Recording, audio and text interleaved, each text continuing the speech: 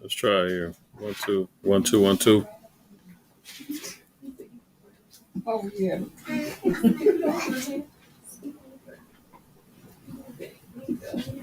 All right, I think the computer sounds better than the camera. All right, apologies for the delays, y'all. Uh, I think we good. It does pick up everything, so you gotta just be careful with the noise in the background. Um, Shabbat shalom again. All right, I think we got it together now. See the topic. We got to say, well, who's the devil being spoken of in John 8:44? Clearly, we see already he's active in trying to stall this word. And Satan said, "Don't talk about me.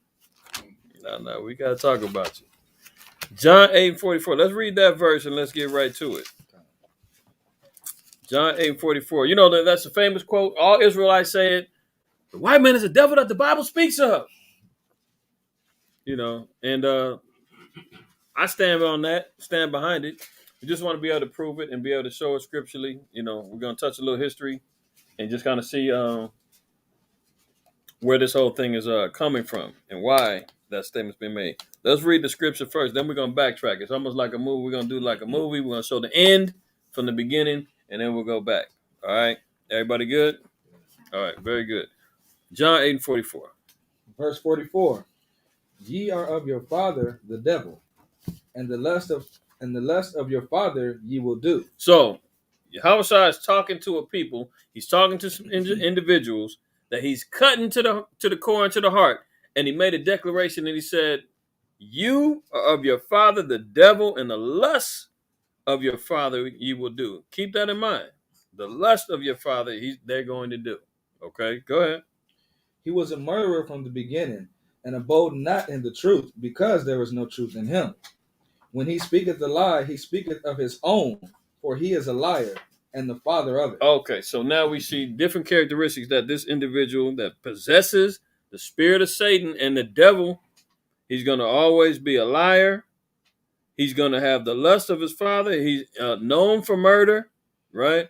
And we know that a devil is essentially being a deceiver. So this is one of the essences that the Christian church, man, and all they run from this particular verse and misinterpret it and don't try to give you real answers on it, because Yahweh specifically is calling somebody a devil. And when we do it, oh, you guys are wrong. You guys are racist. You guys are hate. You can't. Would you tell that to Christ? Because it was in the midst of people. It was a group of people there that he put on blast publicly and told them, "Hey, you a damn devil.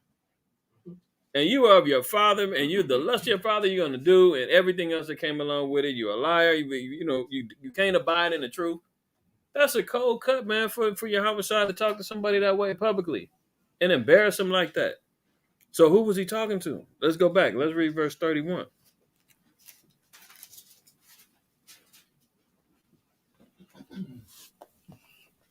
Verse 31.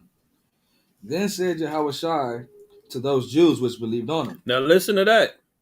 He's speaking only to a certain people. It's a crowd of people there. A gang of people is all there. And he said he's only speaking to the Jews that believe on him. Go ahead. If ye continue in my word, then are ye my disciples. So he's talking to a specific. He said, "I'm talking to y'all. You listen and you believe on me.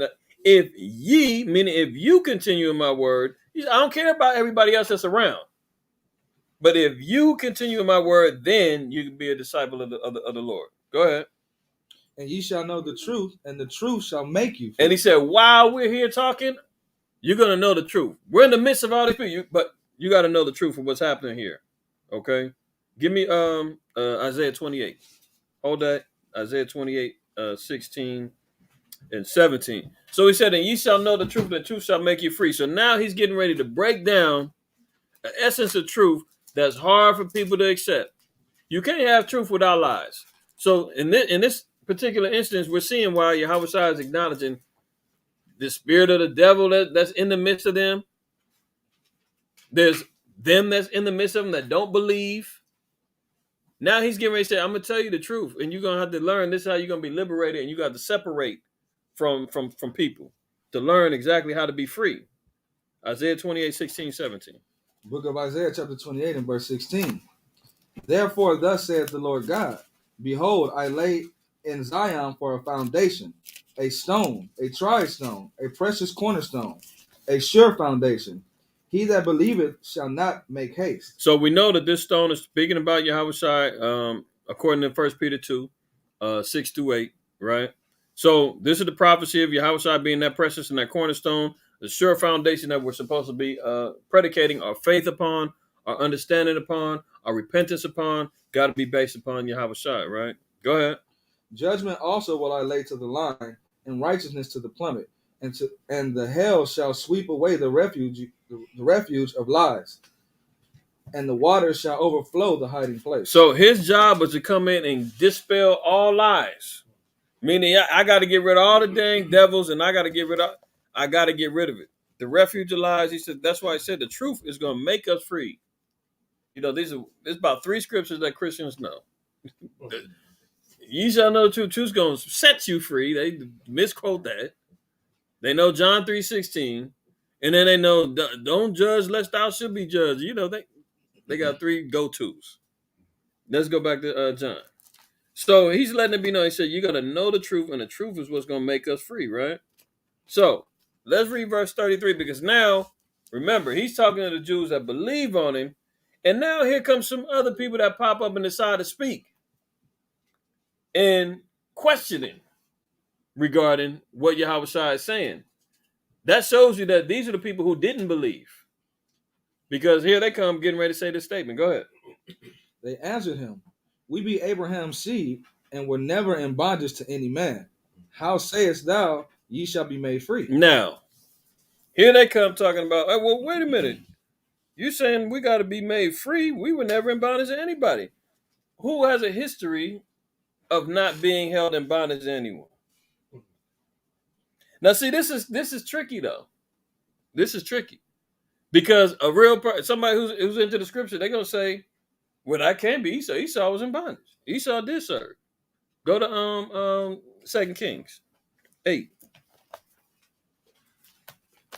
It's all gonna make sense once we continue on.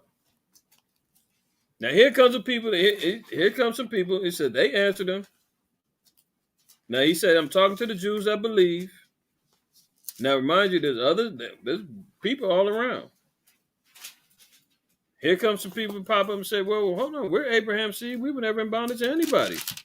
Before 8 and 20, give me let me see, 8:20.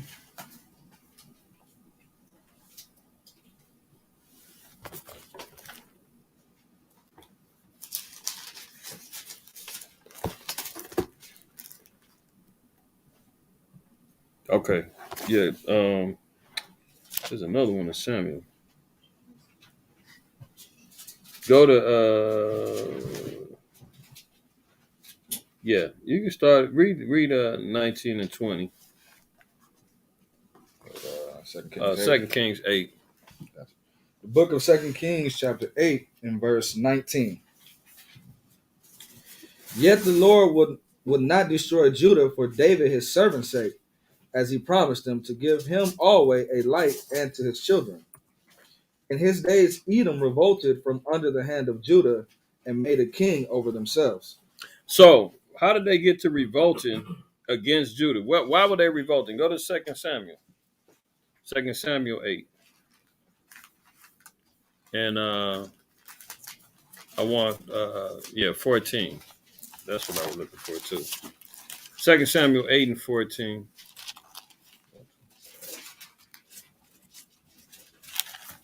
The book of 2 Samuel, chapter 8, and verse 14.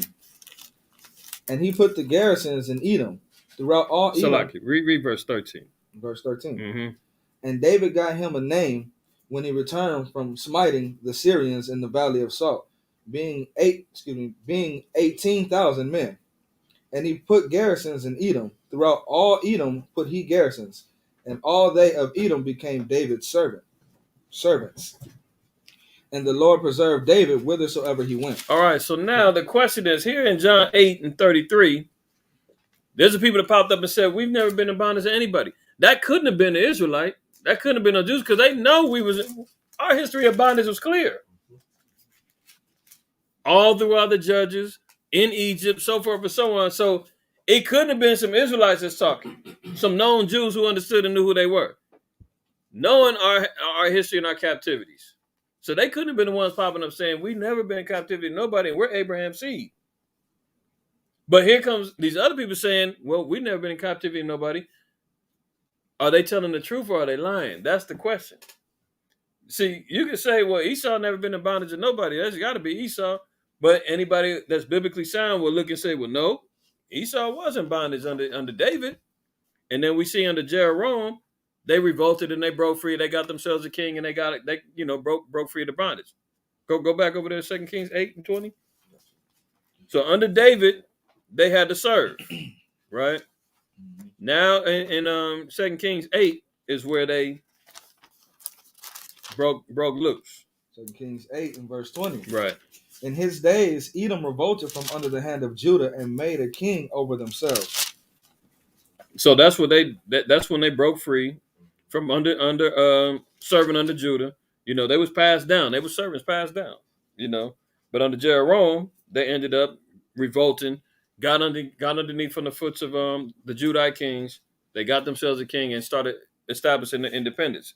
So here's the people that saying they're Abraham's seed, said they was never in bondage. Somebody's lying. Now, can you see why later on down the line, your house I said, yeah, you a liar. Oh, I'm not going to spoil it yet. Let's go back to John. John 8, yep. Pick it at verse 31 again. 33, and then read down. The book of John, chapter 8 and verse 33.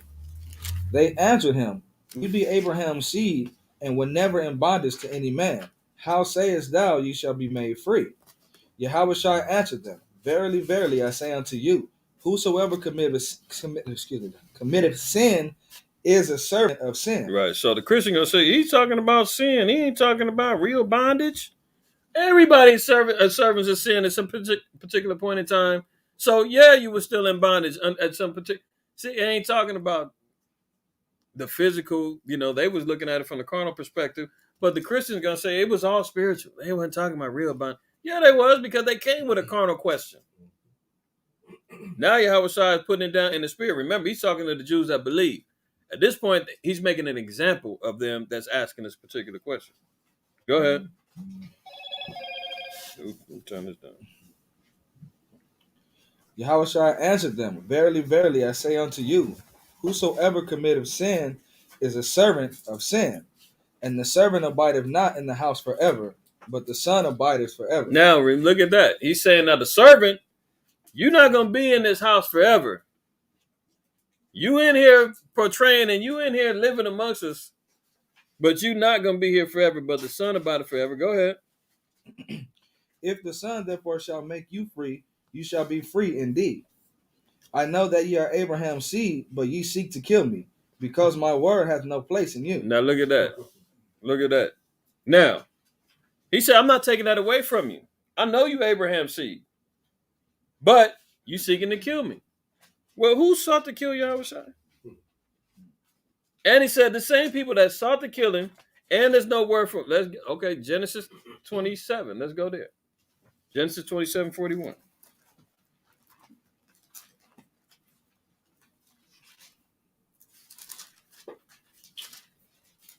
Genesis 27:41.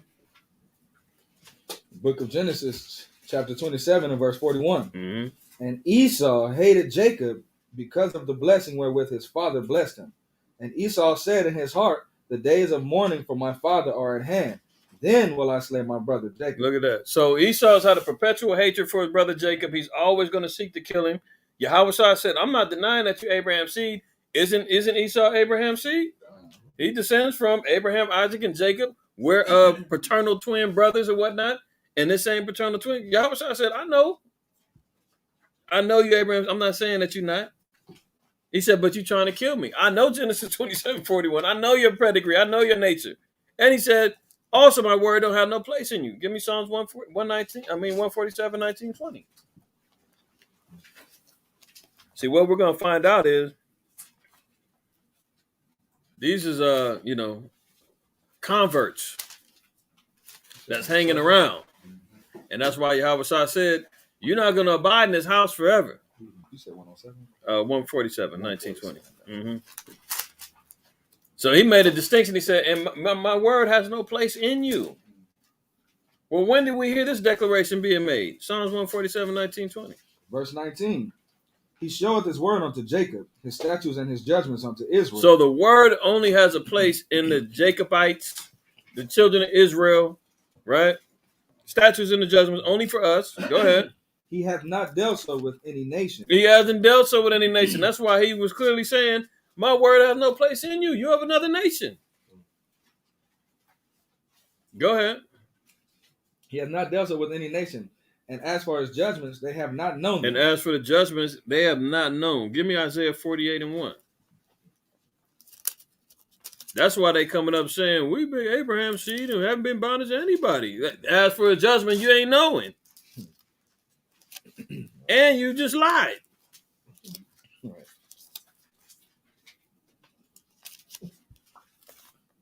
Book of Isaiah, chapter 48, and verse 1.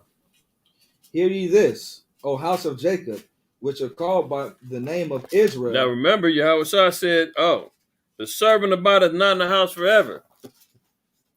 The elder shall serve the younger, okay? So he's the servant, dwelling in the house.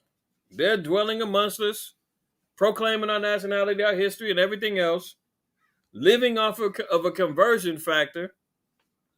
He said, the servant, you're not going to abide in the house. Well, what house? We just get to reading it right here. The house of Jacob, which are called by the name of Israel. He said, you're not going to be hanging around here, glorifying yourself in our history any longer. That's going to cease eventually. Go ahead. And are come forth of the waters of Judah, which swear by the name of the Lord, and make mention of the God of Israel, but not in truth, nor in righteousness. See, they can talk about, Hashem. You can talk about Yahweh.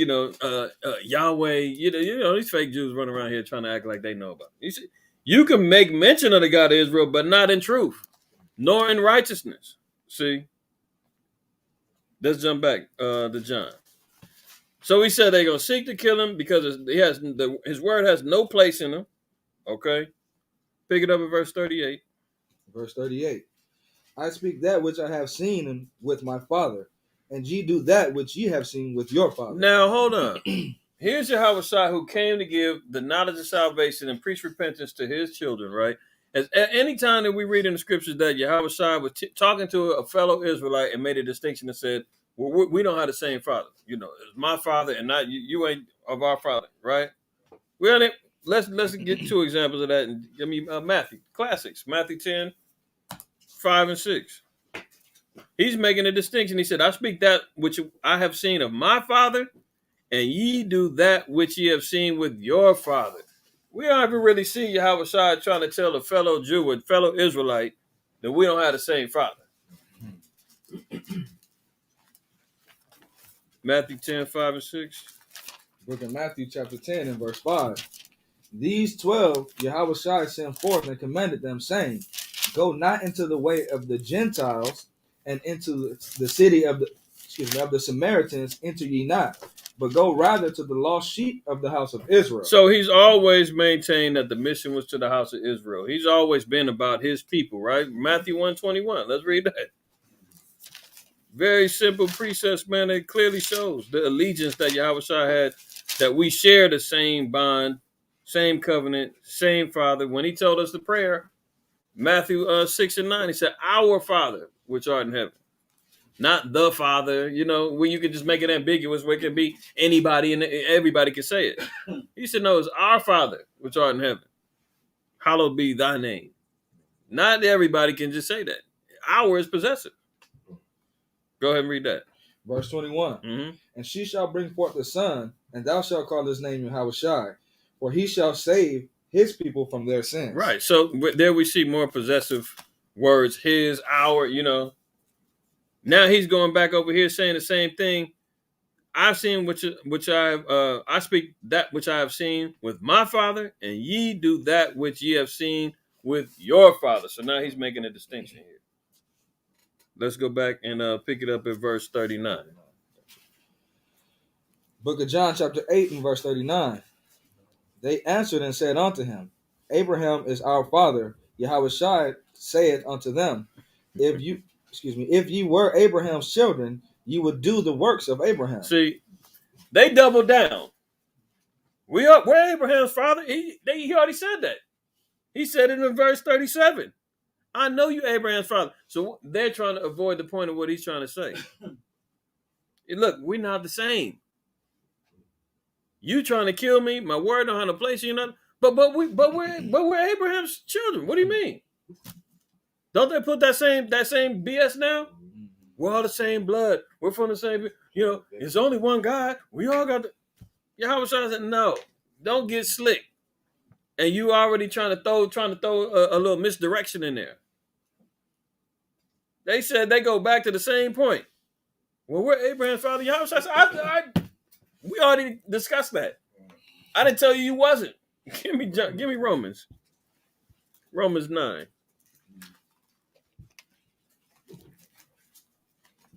He said, if you were, he told him, he said, if you was Abraham's children, you would do the works of Abraham.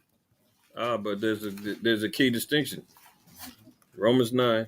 Let's read 7 and 8.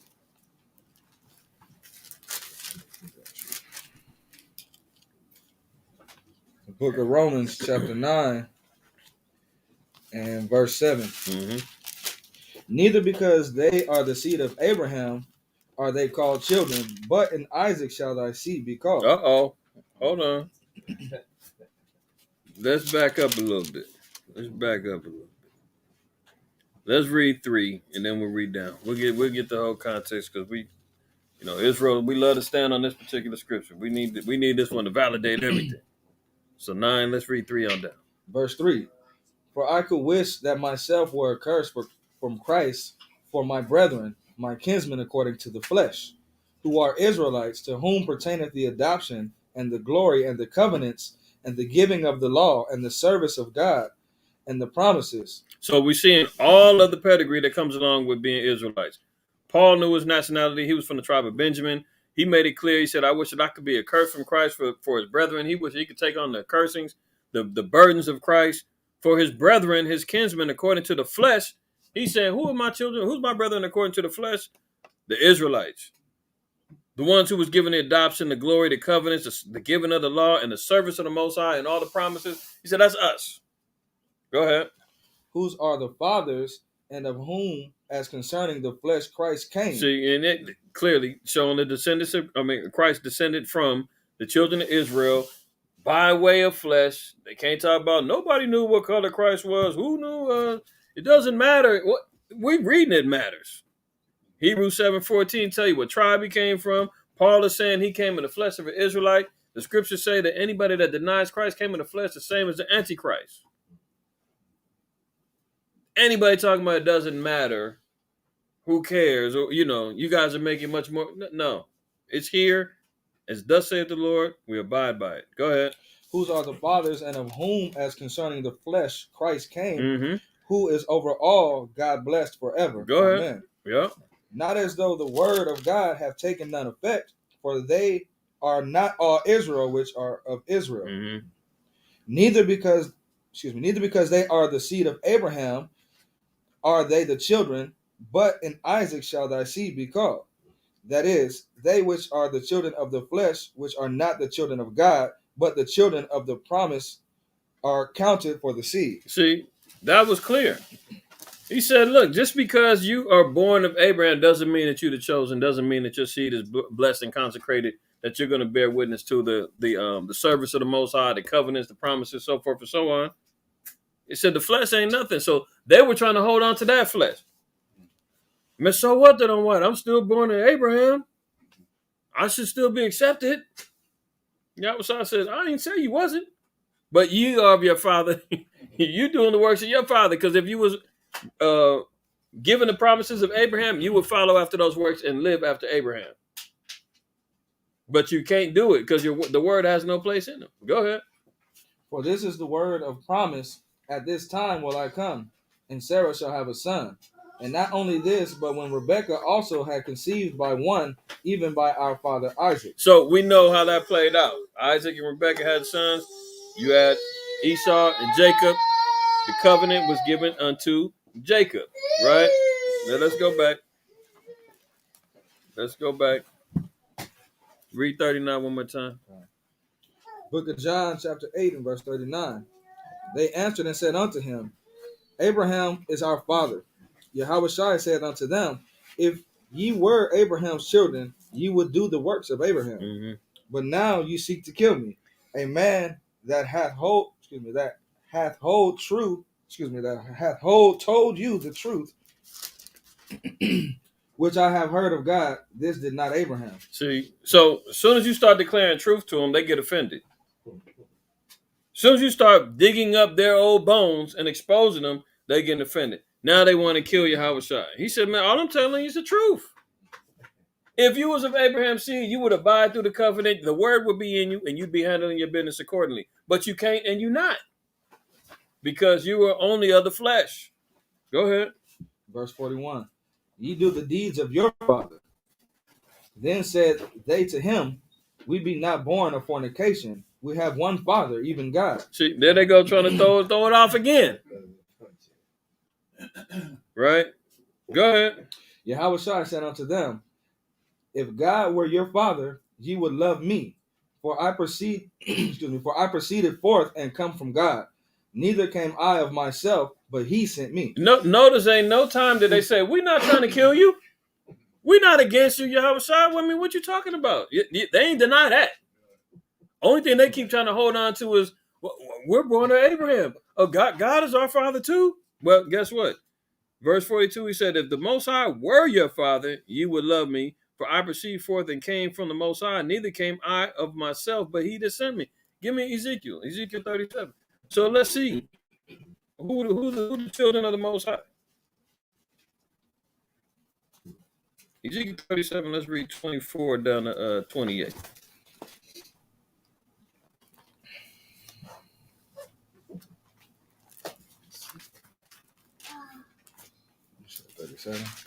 Yeah, 37. Let's read 24 down to 28.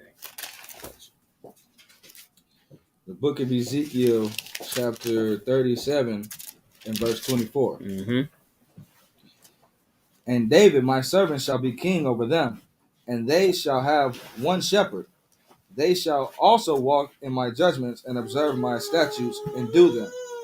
Right. And they shall dwell in the land that I have given unto Jacob, my servant. So this is talking about the reunification of the tribes of Israel, northern and southern kingdom coming back, being one branch again, dealing with the dry bones or what have you. It's talking about David, the servant, being the king over him, not literal David. I know the Old Testament cats love to run to this and say, David's going to be the king. Ain't no Yahushua. No. It's talking about the seed line of David. That was the promise that the Most High gave. Okay? That it was still going to come through David. He's going to be king over us. Speaking about Yahushua, he's going to be the chief shepherd. And he said they also are going to walk in the judgments and observe the statutes and do them. So the laws is not going to be implemented within us. That's part of that new covenant where he said we're not going to have to learn the laws anymore and teach each other, the laws. We're all going to be solidified under this righteousness. Go ahead. And they shall dwell in the land that I have given unto Jacob my servant, wherein your fathers have dwelt. And they shall dwell therein, even they and their children and their children's children forever. And my servant David shall be their prince forever. Now, let me prove that. Psalms 89. Psalms 89. Let's read 3 and 4. Just to show David speaking about his lineage, not literal David.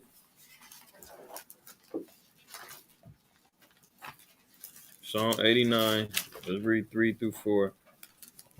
Actually, 2 down to 4. Yep. Book of Psalms, chapter 89 and verse 2. For I have said, mercy shall be built up forever. Thy faithfulness shall thou establish in the very heavens. I have made a covenant with my chosen. I have sworn unto David my servant, thy seed. Thy what? I have sworn unto David my servant, thy seed. His seed. Go ahead. Will I establish forever. His seed is going to be established forever because it's going to go through Yahushua. It ain't talking about literal David. So we're talking about David the servant, and he's going to reign over. It's talking about through the bloodline and seed line of David. Isn't Yahweh the offspring of David? Okay, go ahead. And build up thy throne to all generations. All right, now let's go back to Ezekiel 37. Let's pick up at 26. So we're seeing here the final judgment. He said that the Most High is going to dwell within us. He said, even they and their children and their children's children forever. And my servant David shall be their prince forever. Go ahead. 26. Verse 26. Moreover, I will make a covenant of peace with them. It shall be an everlasting covenant with them. And I will place them and multiply them, and will set my sanctuary in the midst of them forevermore. Mm-hmm. My tabernacle also shall be with them. With them, we got to stress them words. We got to stress them words because it's some people that was trying to creep in, and they were trying to, align themselves with us and acting like they had a right to claim what we was claiming. Go ahead. My tabernacle also shall be with them. There you go. Yea, I will be there. There, get that there. We got to make sure we ain't letting them bastards creep up in here. Go ahead. Yea, I will be their God, Right. and they shall be my people. Mm-hmm. And the heathen shall know that I am the Lord. That I the Lord do sanctify Israel, when my sanctuary shall be in the midst of them forevermore. That's right. So now when we go back to John 8, right, and read 42 again. Verse 42. Yahweh Shai said unto them, if God were your father. Now hold it. We just got to seeing here. The Most High said that I'm a father to the children of Israel. And I'm going to be their power, and they shall be my people. So Yahweh Shai was saying, now, if you fit that mold, if you was Israel, I wouldn't even be talking to you this way. But because we don't share the same father, he doesn't recognize you as one of his children. That's why he said, if the Most High were your father, you'd love me. You wouldn't be acting all deceitful and wicked. You would have immediately killed that noise where Yahweh Shai kept saying, you trying to kill me. They would have been said, no, not us. But they never denied that. Now we see in here why he said, if the Most High were your father, which we just got to see in Ezekiel 37, who the Most High acknowledges as his children, who he's a father over. Go ahead. If God were your father, ye would love me, for I proceeded forth and come from God. Neither came I of myself, but he sent me. Mm-hmm. Why do ye not understand my speech? They looking at Yahweh Shai crazy, scratching their head like, man, what's going on? Why come we can't be accepted? Well, let's see. Now, he said, why don't you understand my speech? Go ahead. Even because ye cannot hear my word. Give me John 10:27. They sitting back looking and saying, man, what's up with him, man? That ain't fair. Yahweh Shai said, man, why are you looking crazy? All I'm telling you is the truth. John 10:27. He said, you don't understand what I'm saying? Are you hard of hearing? Go ahead. Verse 27. Yeah. My sheep hear my voice, and I know them, and they follow me. Now, hold up. Move back up a little bit, and let's read 25 down to 27. Yeah. Verse 25. Yahweh Shai answered them, I told you, and ye believe not. The works that I do in my Father's name, they bear witness of me.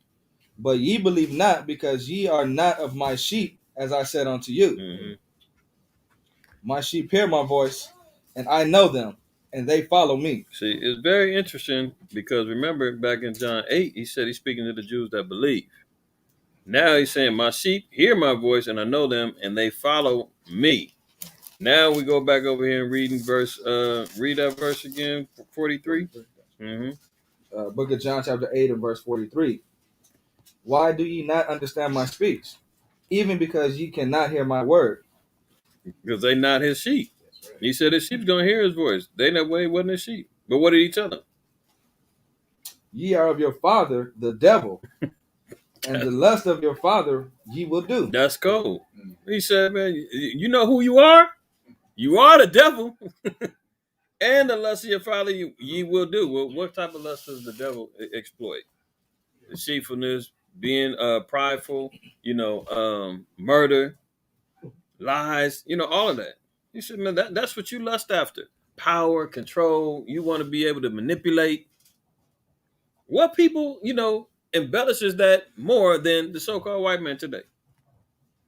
And we're gonna show you that this is who you're talking to. Go ahead. He was a murderer from the beginning, and abode not in the truth, because there is no truth in him. When he speaketh a lie, he speaketh of his own, for he is a liar and the father of it. All right, so murderer from the beginning. Who committed the first murder? Cain. What did the Most High have to do to make sure that he was not only protected from judgment, but to be identified?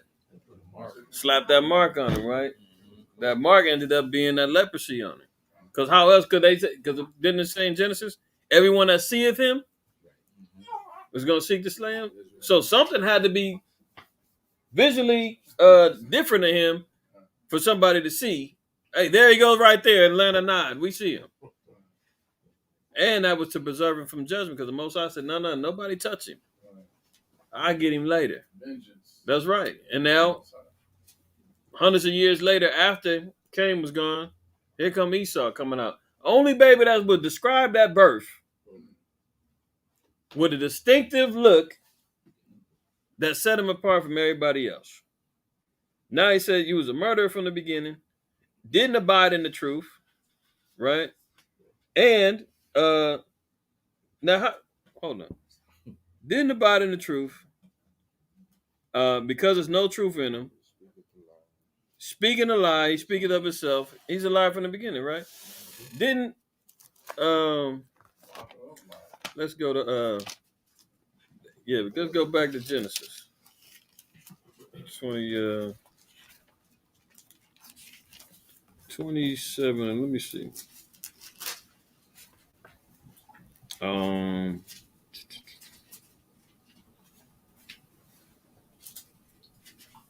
Look at 34 and down to 36. It's like 27. You said 34. Yeah, 34, 27, 34, down to 36. The book of Genesis, chapter 27, and verse 34. And when Esau heard the words of his father, he cried with a great and exceeding bitter cry, and said unto his father, Bless me, even me also, O my father. And he said, Thy brother came with subtlety, and hath taken away thy blessing. And he said, Is not he rightly named Jacob? For he hath supplanted me these 2 times.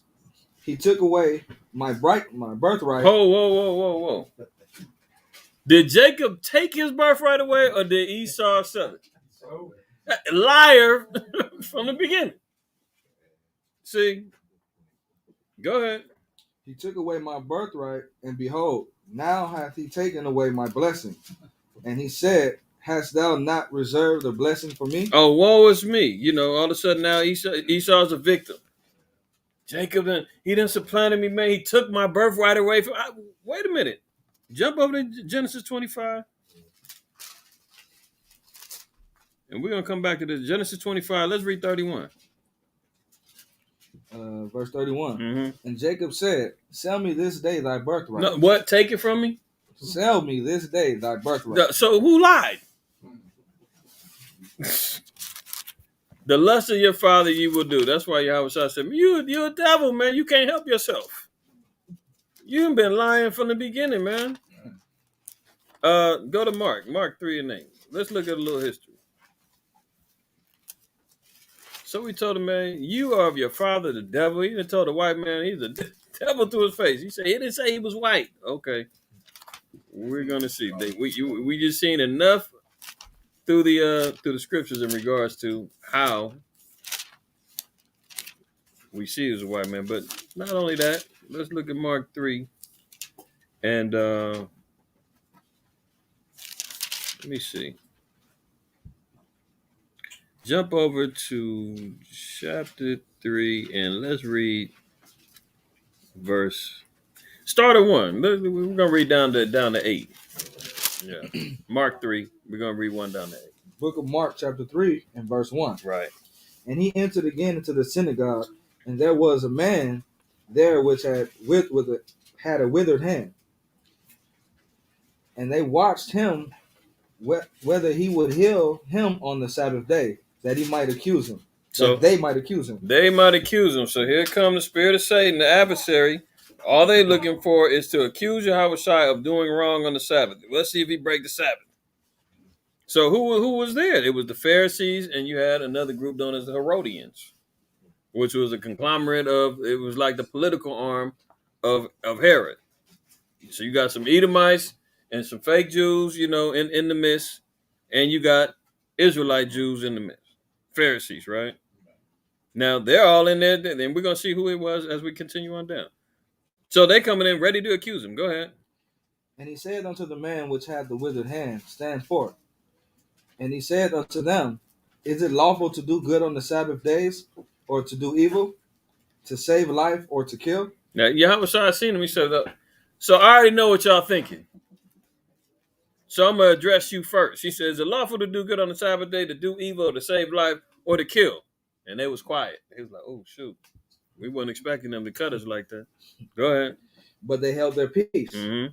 And when he had looked round about on them with anger, with peace, with anger, with love, with anger, go ahead, being grieved for the hardness of their hearts, he said unto the man, Stretch forth thine hand.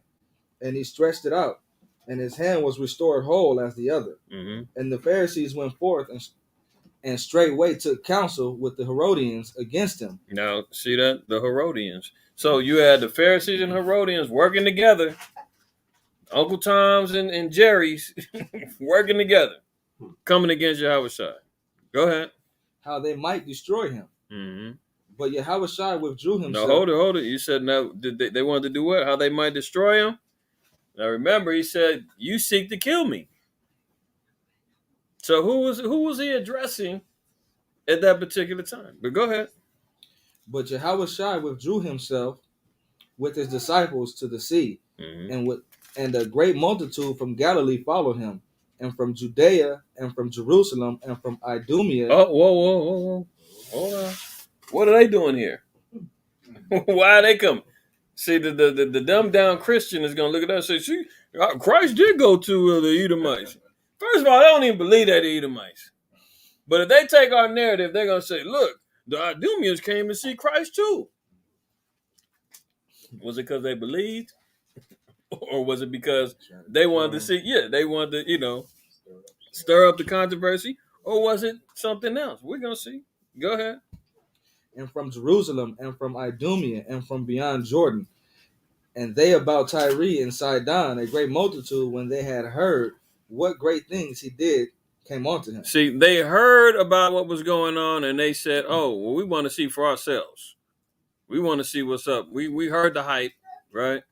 But let's see, because there was, some fake Jews running around. I mean, some converts. I'm gonna read a little excerpt from this book right here, the History of Ancient Israel by Michael Grant. All right, this is page 219. Okay. Now, going back into the time of the Maccabees, we got to remember this and what was going on during the time. All right. So it says Simon's son, John Hyrcanus, born in 134, died in 104 BCE, who derived this name from a Jewish settlement in Hyrcania on the Caspian, reasserted the national independence. This he did by renewing the Hasmoneans' treaty with Rome, so that neither the Seleucids nor the Ptolemies dared encroach upon his frontiers. So give me First Maccabees chapter 12. Now notice it's saying he had to, this is Simon Maccabee. This is his son, John Hyrcanus. Now he's the high priest. He's calling the shots. He's now created a political merger with the Romans to keep the Seleucid Empire and the Ptolemy Empire away. So, you know that old saying, the enemy of my enemy is my friend. That's the tactic that he used. He went to the Romans to get backup, to make sure that the Ptolemies and the Seleucid empires, which was the Greeks, didn't give him no problems. So let's read that first Maccabees 12. Let's read one down to 6. Book of First Maccabees, chapter 12, and verse 1. Now when Jonathan saw that the time served him, he chose certain men and sent them to Rome for to confirm renew the to confirm and to renew the friendship that they had with him. He sent letters also to the Lacedaemonians. Lacedaemonians and to other places for the same purpose. So they went unto Rome and entered into the Senate and said Jonathan the high priest and the people of the Jews sent us unto you to the end ye shall renew the friendship which ye had with them and league as in former time. Go ahead. Upon this the Romans gave them letters unto the governors of every place that they should bring them into the land of Judea peaceably. And this is the copy of the letters which Jonathan wrote to the Lacedaemonians. Jonathan, Jonathan the high priest and the elders of the nation and the priests of the other people of the Jews unto the Lacedaemonians, their brethren, send greetings. So here's the peace treaty. Here's the olive branch being extended out, where we see the John Hyrcanus and the Maccabees, the family of the Maccabees, creating a peace treaty with the Romans. The Romans was trying to make grounds. They wanted to conquer the Greeks anyway. So they utilized a strategic move with John Hyrcanus, created a league, kept the Greeks back down. They fought wars together and all of that. So it's been real political warfare going on, right? So going back to this part, now we see here, it said, this he did by renewing the Hasmoneans' treaty with Rome, so that neither the Seleucids nor the Ptolemies dared encroach upon his frontiers. Thus secured, John Hyrcanus extended his possessions very substantially indeed, with the backing of a useful army of mercenaries. The territories of Samaria, Galilee, and Idumea were all annexed. So, in other words, what they're saying is Judea was extended. Judea at the time, it will be considered Samaria, Galilee, and Idumea was all part. And Esau was up in there. Now, watch this. John Hyrcanus particularly disliked the Samaritans because they belonged to an independent sect, and they opposed the Maccabee rebellion. So he now that gives you a little insight too about Matthew 10, 5, and 6, where Yahweh say, go not into the way of the Samaritans, into you not, because you had some that was against us historically, and there was heathens up there. Okay? So he said John Hyrcanus had a problem with them. Then he says, so he now proceeded to raise their shrine on Mount Gerizim to the ground, as well as destroying the Hellenized town of Samaria. Now, Mount Gerizim, historically, that's where the 10 tribes, they try to set up their own altar, and they was doing unrighteous sacrifices during that time. So he went, chopped that down, made sure that got taken out, right? Then he said, and he destroyed the Hellenized town of Samaria. So he was getting rid of all the Hellenization. He was implementing the righteousness of the law. Okay, this is the next page on page 120. 220. So it says, in Idumea, the southern borderland in which the Edomites had fled from the Arabs 4 centuries earlier, the population found itself compelled to adopt the Jewish religion and accept forcible circumcision. Mm-hmm. So you got John Hyrcanus that went in there and told the Edomites, look, you're in part of Judea now. If you're in this land, you're going to abide by these laws, and you're going to start getting circumcised. They had no choice but to bow down. Was that the first time that happened in our history? No. Go to Esther. Esther 8 and 17. What's going to happen in the kingdom? Are they going to have to bow down and follow these laws and get right? They're going to have to. But they're not going to try to twist it and say historically later on down the line, we're the people too. So you're talking about 400 or 500 years later, they're still learning and trying to figure out our way. And now they swapped out with identity, and they saying, oh, we're all the same. We're Abraham's seed. God is our father. Remember, we read in Isaiah 48. He said, even though you saying You swear by the power of Israel, he said, but not in truth. Esther 8:17. The book of Esther, chapter 8, and verse 17. Mm-hmm. And in every province and in every city, whithersoever the king's commandment and his decree came, the Jews had joy and gladness, and a feast and a good day, and many of the people of the land became Jews, for their fear of the Jews fell upon them. You see that? So this is during the time of Purim, which we'll be covering in the next couple months when we celebrate. But because of the fact that the Most High had favor upon Esther and the Jews, and the decree that was laid out by Haman to kill all the Jews got reversed, and Israel had full autonomy to go out there and kill anybody that posed a threat to us. It said all of the people, they all got scared. And they said, you know what? Being a Jew is the way. You know, the people of the Lord, oh yeah, we're going to have to bow down to them. So it said many people became Jews. So this was the same type of scenario that was playing out. Thing was is that here you have John Hyrcanus was doing that and told the heathen. Let me see if I can find a map that'll show you. Let's see.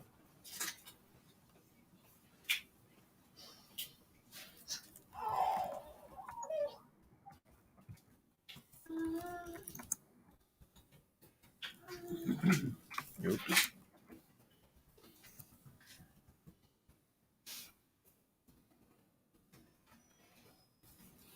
Let's see if I can find a new. Let's see what this one says.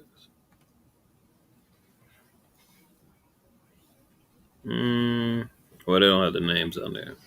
All right, let's see if I can find a better one. So we can kind of see. This was all small. Yeah, it's a little. But you can see here, you see Judea up here. So they were saying all of this at the time under John Hyrcanus. This was all part of Judea, along with Samaria, along with Galilee. Let me find a better one. Hold up. What's about this one? Let me see. Well, I don't have.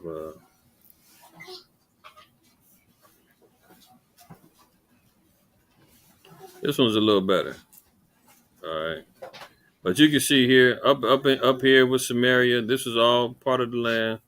He had all this here, and then below here was where Idumea was. Okay, so under his rulership, he had to subdue all of that. And once he did it, here's a better one. Okay, so y'all see here, all this area was under his control through his treaties with Rome. Rome let him control all of this, right? Now you see down here, Idumea, they was held in under his rule. Samaria, Judea, all of this. Now under his rule, he said, if you over here, you're gonna have to get in line. Follow these laws and circumcise. Okay? So there we see it back here. I'm gonna read it again. In Idumea, the southern borderland to which the Edomites had fled from the Arabs 4 centuries earlier, the population found itself compelled to adopt the Jewish religion and accept forcible circumcision. Fertile Galilee had already become partially Judaized in earlier times. When they say Judaized, meaning they've already accepted the ways of the Jews and conversion. But John Hyrcanus I, overrunning the territory, vigorously completed the process so that the country in which Yahushua was to preach had not been Jewish for longer than a half a century and a half. The Pharisees refused to regard these compulsory conversions as valid. So you see what they're doing. He's saying that by the time it got to Yahushua, it was only like 150 years that they was over there trying to adopt and follow after the ways of the Jews. So they still had a pretty fresh history and trying to abide by it. Now notice here, it says the Pharisees refused to regard these compulsory conversions as valid, thus bringing the king even closer to a rival Sadducee movement. Nevertheless, he recruited many useful soldiers in these newly conquered lands, and he made his country an important military power. So he was even recruiting them in there to fight. Wasn't Doeg the Edomite? Didn't he fight under Saul and try to come up under David after that? And he killed the priest and he had to get slaughtered because he came back bragging, talking about, yeah, I killed the priest. Aren't you happy for me? Saul was like, what? You killed the anointed of the Lord, man. Fall on this cat and put him to death. So we see there, right? That's one witness. Let me get this other one from Josephus. I use Josephus, chew the meat, spit out the bones, but he's validating this. So this is in Josephus, Antiquities of the Jews. This is chapter 13. Book 13, chapter 9, and the first section. Okay. And I just highlighted the part that I wanted to read. So Hyrcanus took also Dora and Marissa, cities of Idumea, and subdued all the Idumeans and permitted them to stay in that country if they would circumcise their genitals and make use of the laws of the Jews.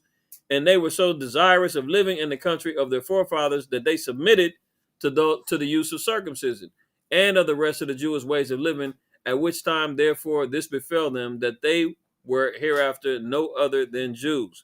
So now we're starting to see where the fake Jews really started trying to rise up and carry on a legacy of acting as if they were part of, our history, and they held ground with us.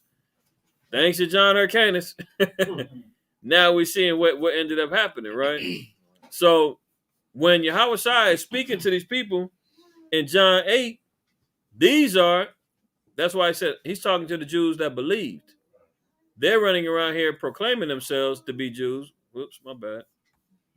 They're running around proclaiming themselves to be Jews, proclaiming themselves to be believers. He kept saying, I'm not saying you're not Abraham, but we don't share the same father. Oh, now you mad because I'm telling you the truth and you want to kill me. No, we're not the same, right? Now let's go over to Revelation. Revelation 12. Now remember, he called him the devil. Revelation 12. He said, ye are of your father the devil, and the lust of your father ye will do. He was a murderer from the beginning. Now we got to look and see, well, who's this? What's this devil? Was a devil ever described in the scriptures? Revelation 12, you can start at 1. Book of Revelation, chapter 12, and verse 1. Mm-hmm. And there appeared a great wonder in heaven, a woman clothed with the sun and the moon under her feet, and upon her head a crown of 12 stars. So who's the woman? We got a whole the whole breakdown on Revelation 12. I'm just going to highlight a little bit. I'm not going to, delve too much into it because it's a whole nother lesson. But yes, pursuant to Jeremiah 6:2, the woman is Israel, clothed with the sun and the moon. That's wisdom and understanding. Okay. And the 12 stars is representing the 12 tribes of Israel. Joseph had that dream and told him all his brothers was representing stars in Genesis 37. Okay. Go ahead. And she, being with child, cried, travailing in birth, and pain to be delivered. Pain to be delivered. It's talking about the birth of Yahushua. Yahushua is going to come from Israel, that woman, and travailing in birth, paining to be delivered. Remember, we just got to read Matthew 1:21. And she shall bring forth a son, and thou shalt call his name Jesus, for he shall save his people from their sins. Okay, go ahead. And there appeared another wonder in heaven, and behold, a great red dragon having 7 heads. A great what color dragon? A great red dragon having 7 heads and 10 horns. Now, anytime we read red in the Bible, it is descriptive. I'm not sure what type of vocabulary. Is that a verb? An adjective? Anytime you read red, it's describing something. Red pottage, red dragon, red sea. It's always something, yeah, what they talk about they painted the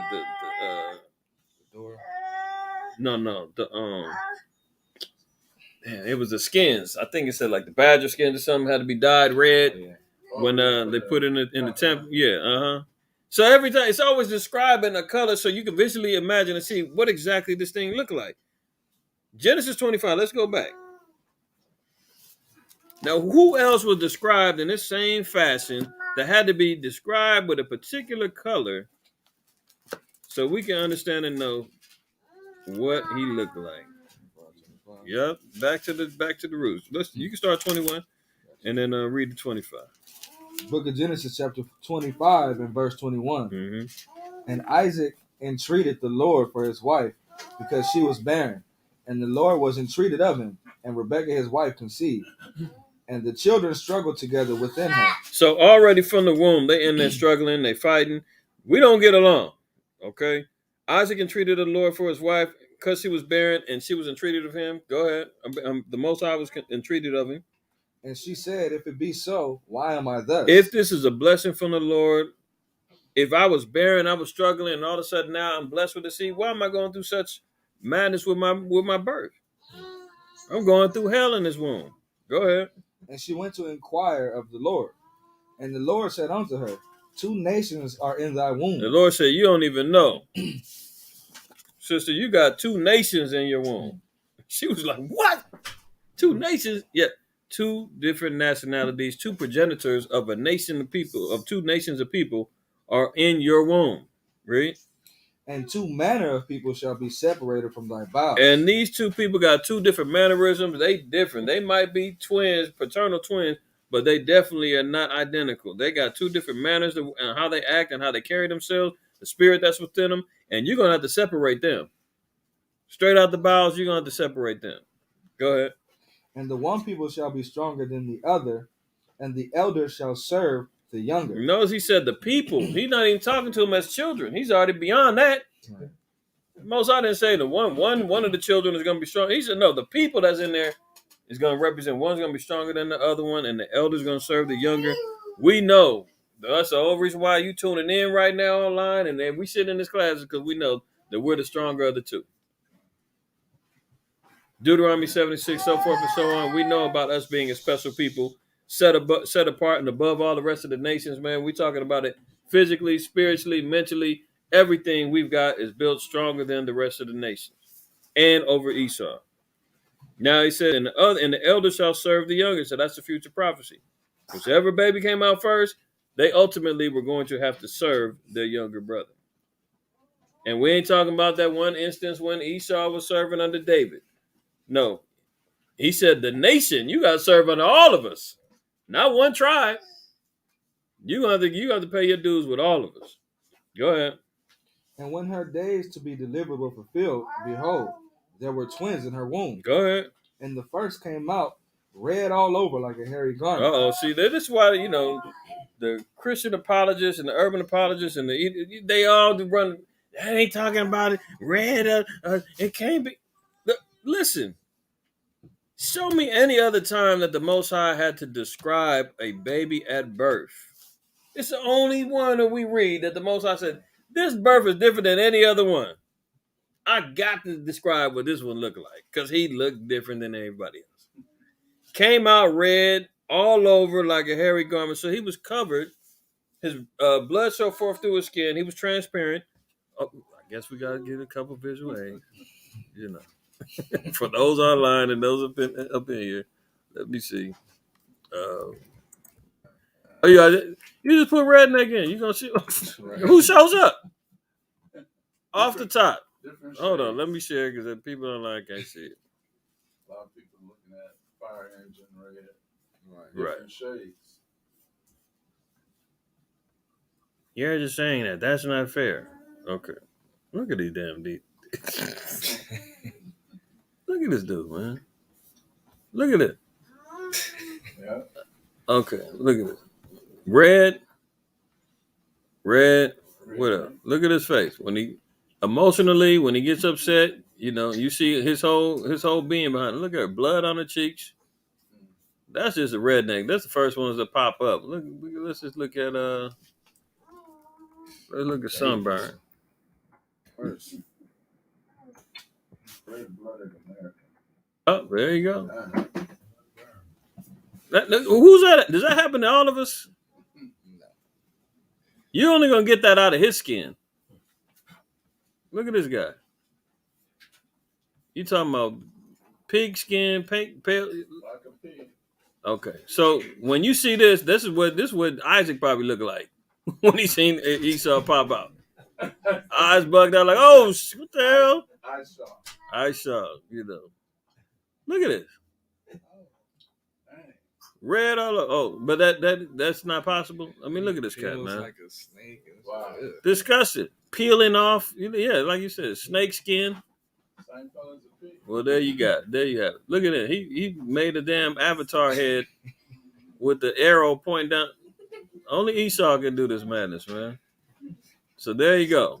First came out red. Go ahead. And the first came out red all over like a hairy garment, and they called his name Esau. Mm-hmm. And after that came his brother out. And after that came his brother out. They had no need to describe Jacob because he was normal. Okay? We don't need to go to the hairy. Look at this guy. Good Lord. I mean, look like he got on makeup, but this is real skin. Real skin. Where's the And if I have my flash drive, I'll pull up all kind of damn images of Esau looking bugged out with his red hot dog skin. Look at this guy.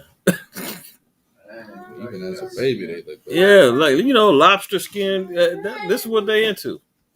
Really sunburned. Okay, so go back over to Revelation. Back to Revelation. So now we're seeing a red dragon. Now a descriptive adjective is being utilized that we're seeing to describe a people, not just a person, because then Yahweh said the one people shall be stronger than the other. We're talking about a people out of this. There's going to be a nation of red people that come about it. That's why Esau threw that damn loophole. I mean, threw that little curveball with what's her name? Blumenbach that created the table and the race chart and try to say the Native American, oh, those are the red people. Not me. Yeah, no, it's you. Okay. 12:3. Let's read that again. The book of Revelation, chapter 12, and verse 3. Mm-hmm. And there appeared another wonder in heaven, and behold, a great red dragon having 7 heads and 10 horns and 7 crowns upon his head. So the 7 heads and 10 horns are representative of the power structure that this dragon had. This beast structure has been based upon a red people, a red nation who set up different kingdoms throughout history to maintain their power and their glory. So you got 7 heads. It would be Greece, Rome, Spain, France, Germany, Russia, and Great Britain. And birthed out of Great Britain is America. That's the little horn that you read about in Daniel 7. Right? So Greece, Rome, Spain, France, Germany, Russia, Great Britain is the 7 heads. And the 10 horns represent the EEC or the EU, okay, which is a conglomerate of European nations that maintain the power structure. Some will say it's the EEC, which is the European Economic Community. Those are the ones that pretty much dictate policy and legislation throughout the world. And the EU is the ones who pretty much deal with the enforcement of it and all of the treaties and so forth and so on. But all of them ran by the so-called white man. The EU's got Belgium, France, Italy, Luxembourg, Italy, the Netherlands, all Edomite countries. Okay? So now we're seeing this red dragon that now has a representation of rulership and heads or leaders that are moving in this same fashion of the beast. Okay? Jump down and I'm gonna get right to the point. Again, if y'all want the full breakdown, go on to the YouTube channel, look up the True Understanding of Revelation 12. If that's the title, I'm not sure. I forgot what the exact title is, but check it out if you haven't already. Revelation 12, read verse 9. Verse 9. And the great dragon was cast out, that old serpent called the devil and Satan, which deceiveth the whole world. He was cast out into the earth, and his angels were cast out with him. So now we're seeing there was a red dragon. Said the great dragon was cast out, that old serpent called the devil and Satan. They said this is a red people, red nation. And what Yahweh said to these same red people, red nation, that was frauding, because that's what we're saying when we go back into John 8, when they said, we be Abraham's seed and was never in bondage to anybody. That was a lie off the top. That's why Yahweh Shai said, listen, y'all, the ones who believe in, you're going to know the truth, and the truth's going to make you free, man. Watch these cats. See, they camouflage. You know they wasn't Israelites saying that because we know we was in bondage. So these cats try to come up and get slick and try to say, well, we ain't never been in bondage. And Yahweh Shai like, man, you was served under my great grandfather David. You lying. And he said, man, and now you trying to kill me. My word has no place in you, man. Get up out of here.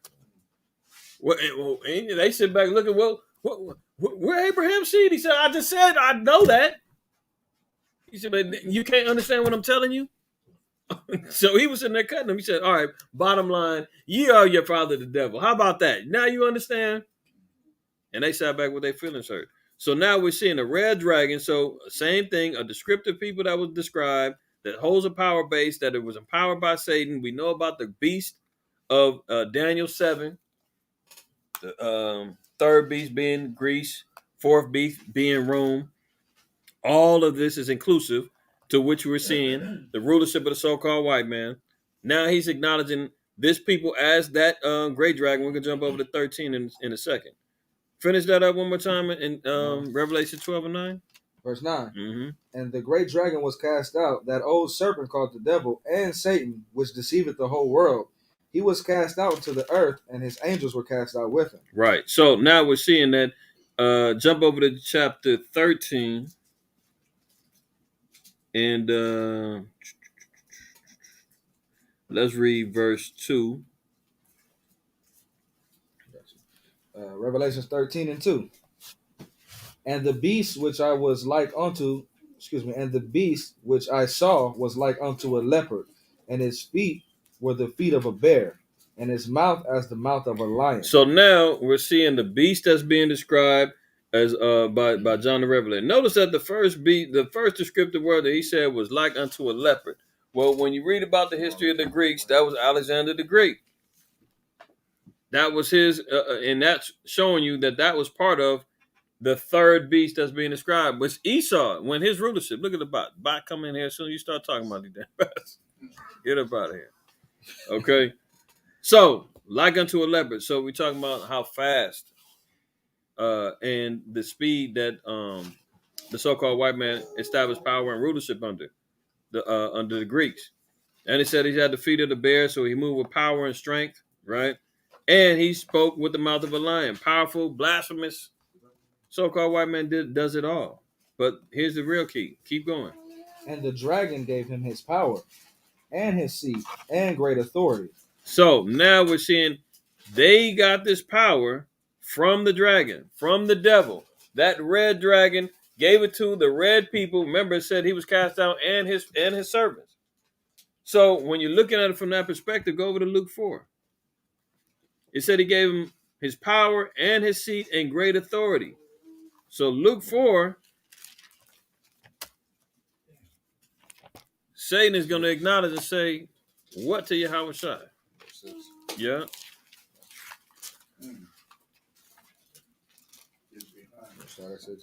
Started verse 5. Book of Luke chapter 4 and verse 5. And the devil, taking him up into a high mountain, showed unto him all the kingdoms of the world in a moment of time. And the devil said unto him, all this power will I give thee, and the glory of them, for that is delivered unto me, and to whomsoever I will give it. Look at that. Now, he took Satan took him up to the high mountain, showed him all the kingdoms of the world in a moment of time. And he said, so he showed in a moment of time, historically, he said, all these kingdoms you're going to see lined up, France, Russia, Greece, Rome, America. He said, all of this I got power over, and I give it to you. All you have to do is bow down. He said, now, notice it said back in Revelation, he said that to this beast, he gave great power and authority. Didn't we just see here? Verse 6, and the devil said unto him, all this power I will give thee, and the glory of it. He said, for that's delivered unto me, and to whomsoever he decides to give it to. clearly we see Yahweh Shai told him, get behind me, say, man, how you going to offer me what's already mine? Get the hell out of here. But guess who decided and said, well, is the offer still on the table? Esau Papa, how can I get a hold of that power? Right. Now go to Job 9:24. So now we're seeing the same devil, that red devil. Yahweh Shai said, man, you that same red devil that was given power and authority. You converted in your ways, you following after tradition, passed down, thinking that you belong. Let me see. Let me look down here. Yeah, hold on. Before we get Job, I want to share this too. Let's look here.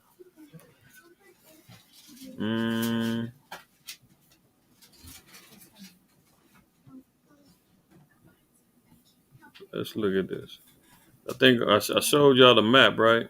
So we'll just look a little bit real quick on Wikipedia, just for time's sake. But I got books and stuff on all of this, so the little naysayers, hey, you using Wikipedia? I got books too. I'm just using this for time's sake. So Judea, it says, was a Roman province which incorporated the regions of Judea, Samaria, and Idumea. That's why I was showing y'all that map. See on here? So it's showing you all the land that Judea was considered. So you can't think Judea was, that was just Jerusalem, Southern Kingdom. No, it got expanded under John Hyrcanus. So when you're talking about Judea, it's also talking about Samaria and Idumea, and extended over parts of the former regions of the Hasmonean and Herodian kingdoms. So the Hasmoneans, these were Jakes. This was under the Maccabees. The Herodians, this is under Esau. Okay, and this is where you get Herod, and he married into the Hasmoneans. That's how he was, and he had, they anointed him so-called king of the Jews. You see on here where it says, in 37 BCE, Herod the Great was appointed king of the Jews by the Roman Senate. So it's almost like he wasn't the king of Rome, but you know how Rome would have provinces all over the place. So you have what's known as vassal kings. He was ruler over, over Jerusalem and over Judea and so forth and so on. So they gave him that part to rule. So if you look at like any of them old medieval movies or whatnot, matter of fact, you got one. We just talked about it last night, the Last Duel. Or there's another one called man, what's the name? Remember that movie with The Last King? Oh, Last King, yeah. Was it the last? Yeah, with Morgan Freeman. I think it's the Last King. Right. Was it the Last Night? The Last Night or the Last Kings or something like that. Right. So, but you remember that one, the one Arab cat, he ruled everything, and all the little vassal kings had to come in and show their obedience. And Morgan Freeman was the king of his region. He didn't bow down. Mm-hmm. That's the same thing as what Herod was. He wasn't the ultimate king, but he was given power and rulership over as the Roman Senate allowed. And they told him, you be king of the Jews, meaning you ruling over the Jewish area, right? So that's why when you hear about the prophet, he knew about the prophecy, and they said, where is he that's born king of the Jews? He said, who's trying to take my place? Who's going to try to dethrone me? And that's why he tried to put the hit out on Christ.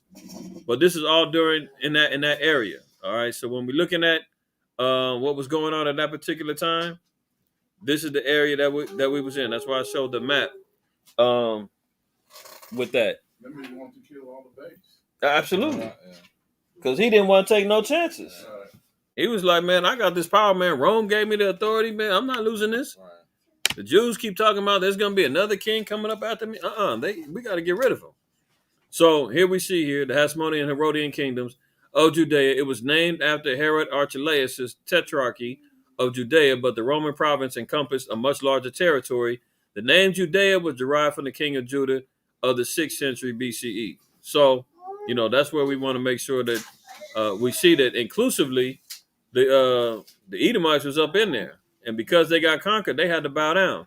But that didn't mean that they just dropped off after, Esau and Rome fully came into power. They were still holding on like, we're still Jews.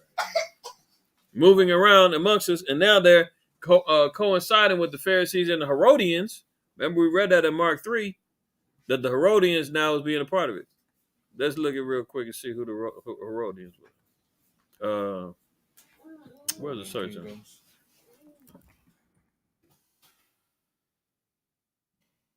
Let's see what they say. So here you go. The Herodians were a sect of Hellenistic Jews mentioned in the New Testament on two occasions, first in Galilee, later in Jerusalem, being hostile to Yahushua. Who knows if that's even, we can do that. In this case, in each case, in each of these cases, their name is coupled with that of the Pharisees. They wasn't the only ones, because we seen in the scriptures it said that they had the Pharisees and they had the Herodians. But some of them, it was a mixture, and they was like the political arm of the Romans under Herod. So you had the Pharisees and you had the Herodians. It was a mixture of Jews and Edomites up in there. All right. So what else we got? Yeah, here's the Hasmoneans. This is under under the rulership of John Hyrcanus. That's known as the Hasmonean dynasty. So we see under Jake rule, man. Jake tried to enforce and politicize things, made allegiances with Rome. Rome allowed them to conquer and hold down the land. They converted these Edomites, and now the Edomites are running around here talking about they the Jews. They're the true people. Yahweh had to cut him and say, man, you know who you are. You are your father, the devil, man. You read. You a great deceiver. You liar. You a murderer, man. Get up out of here. You don't have no part in this. My word don't have no parts in this with you. All right, where were we at? You want Job? Job. Yep, there you go. We still got Luke, Revelation. Well, we're done with Revelation. We're done with Revelation. Just want to show and prove how the scripture said that the devil was going to be red. Now we're seeing also Esau described as red. Yahweh called him the devil in John 8:44. Only devil that was described, it said, was the red dragon. No other people were described as red. And we see that there was a beast system that was being controlled and was given authority by Satan that was going to rule kingdoms. Now we're reading Job 9:24. Well, who's got control of all of this? Book of Job, chapter 9, and verse 24. Mm-hmm. The earth is given into the hand of the wicked.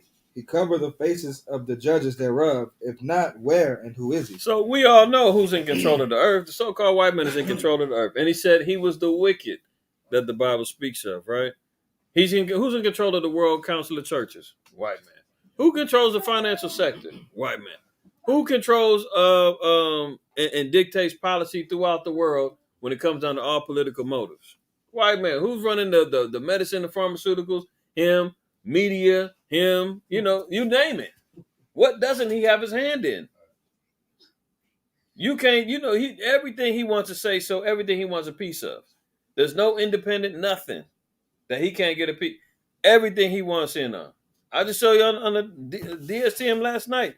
Even the damn M&Ms, they saying we want in. We want to make sure that there's inclusivity. We want to make sure we're represented. Well, who? LGBTQ, HIVs, they in there.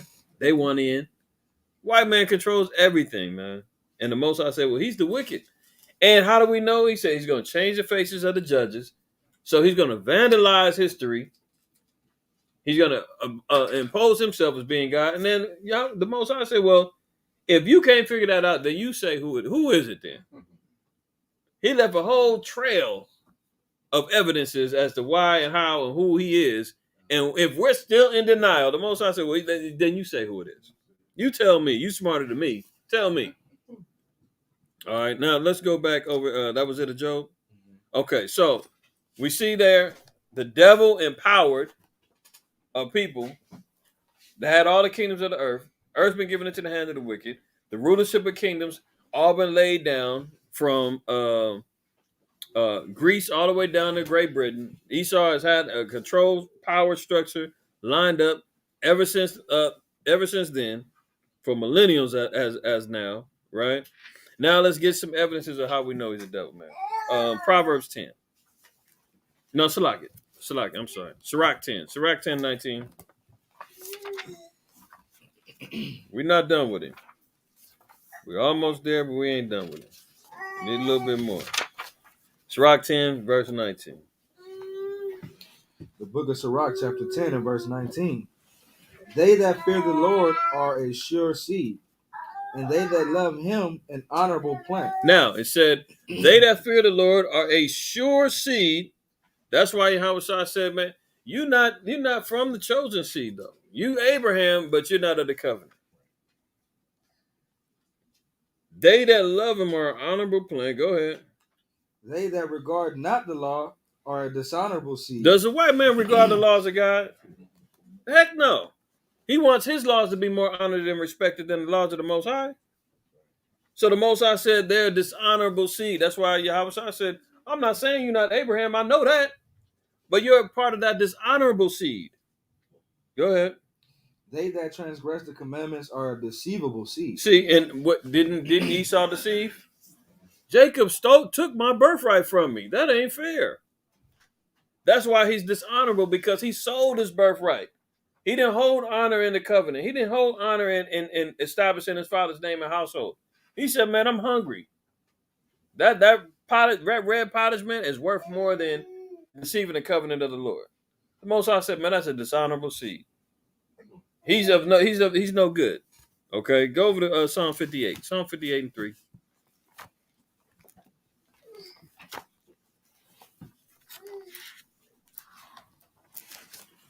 So we say he was a liar from the beginning. So now we know that the devil is going to be a liar. Who's the father of it? Go ahead and read that. Psalms chapter 58 and verse 3. The wicked are estranged from the womb. Hold on. I'm sorry. You can start at verse 1. Gotcha. Verse 1. Do ye indeed speak righteousness, O congregation? Do ye judge uprightly, O ye sons of men? Mm-hmm. Yea, in heart ye work wickedness. Ye weigh the violence of your hands in the earth. Now listen. It said, "Weigh the violence of your hands in the earth." Who's got the heaviest weight of violence in the earth? Who's created more destructive and trailed of bodies more than the so-called white man? I'll wait. He's touched the Arabs. He's touched the Chinese. He didn't touch the Vietnamese. He didn't touch the Koreans. He didn't touch his own people. He didn't got us. He got the Native Americans. He got he didn't got Ham. The Africans he didn't got. He got the Hispanics in South Central America, the Caribbean. They ain't the people he ain't touched. He's got blood on his hands from every nation, even his own. He said, "Where is violence in the earth, and see how heavy it is." Don't nobody got more bodies than him at all. Go ahead. Verse 3. The wicked are estranged from the womb. They go astray as soon as they be born, speaking lies. As soon as he come out, man, he got to speak lies. It's in him. The fact that they say, "Man, oh, look out, a healthy white baby." He ain't even white. He red. You gonna lie off the top? A beautiful, healthy white baby. No, lie number one already. Now, it said as soon as they be born speaking lies, they go astray from the womb. So at any particular time, you would think they should come up, man. They end up what would birth a Jeffrey Dahmer? Out the womb, you would think he's innocent, but as soon as he's born out the womb, he goes astray. The innocence is gone. He's out there eating bodies and being a damn sodomite. This is the type of stuff that goes on. Go ahead. Their poison is like What's that? Yeah, he was only a teenager. Ran up in that church, man, killed 11 people or 9 people? 9. Yeah. Executioner style. Right. Now go ahead. Verse 4. Their poison is like the poison of a serpent. They are like the deaf adder that stoppeth her ear. Oh, there go that serpent again, right? And it said they're poison. If you take in, you ingest it, you believe it. Or you want to believe Mary needs to be worshipped. She's an idol. You want to believe the depiction of the fake Christ. You want to believe in religion. You want to believe in his diet plan. You want to believe in the science and what we were talking about earlier. What does he say? Trust the science. Don't listen to faith-based nonsense and all of that. They barely are giving out these religious exemptions over this Pope. They said, man, forget religion, man. Science rules. Frankenstein Fauci said, "I am science. Believe and trust in me." He said, "Man, all they emit out is poison, and the only ones who don't do it is the white guilt that kicks in because they know what's coming to them and they know the history of their people." They already said the truth is not the truth. Who said that? Giuliani. Oh, see, and then this dude got caught. Didn't he get caught in a little hotel room with his pants down? He was talking about, "Oh no, that was something," and then they was on his head. Yeah, the satanic temples, man, didn't they? They just opened up the satanic after school program over there in yeah, where was it in it was Illinois? Yeah. After school program, Satan. They got the Baphomet statues in Detroit. You know, so it said the poison is like the poison of a serpent, man. You get a little whiff of it, it's over with. That's why when they even say in America, you drinking of drinking of all the abominations, that's poison. That's Jim Jones Kool-Aid Yeah. that America is emanating out. Go ahead. Which will not hearken to the voice of the charmers, charming never so wisely. See, and they don't want to listen to nothing charming. They don't want to listen to no wisdom. They want to be tamed. They want to do what they want to do. It said they are like the deaf adder that stop at the ear, man. And when they're blocking their ears, they shutting out anything righteous. They don't want to hear it. All they want is emit poison, lies, and distortion and distractions. And to continue on the fact that, hey, the earth was given into my hands and I'm going to rule it with an iron fist. Bow down, get in line, or else. Stay in Psalms, go to 63 and 11.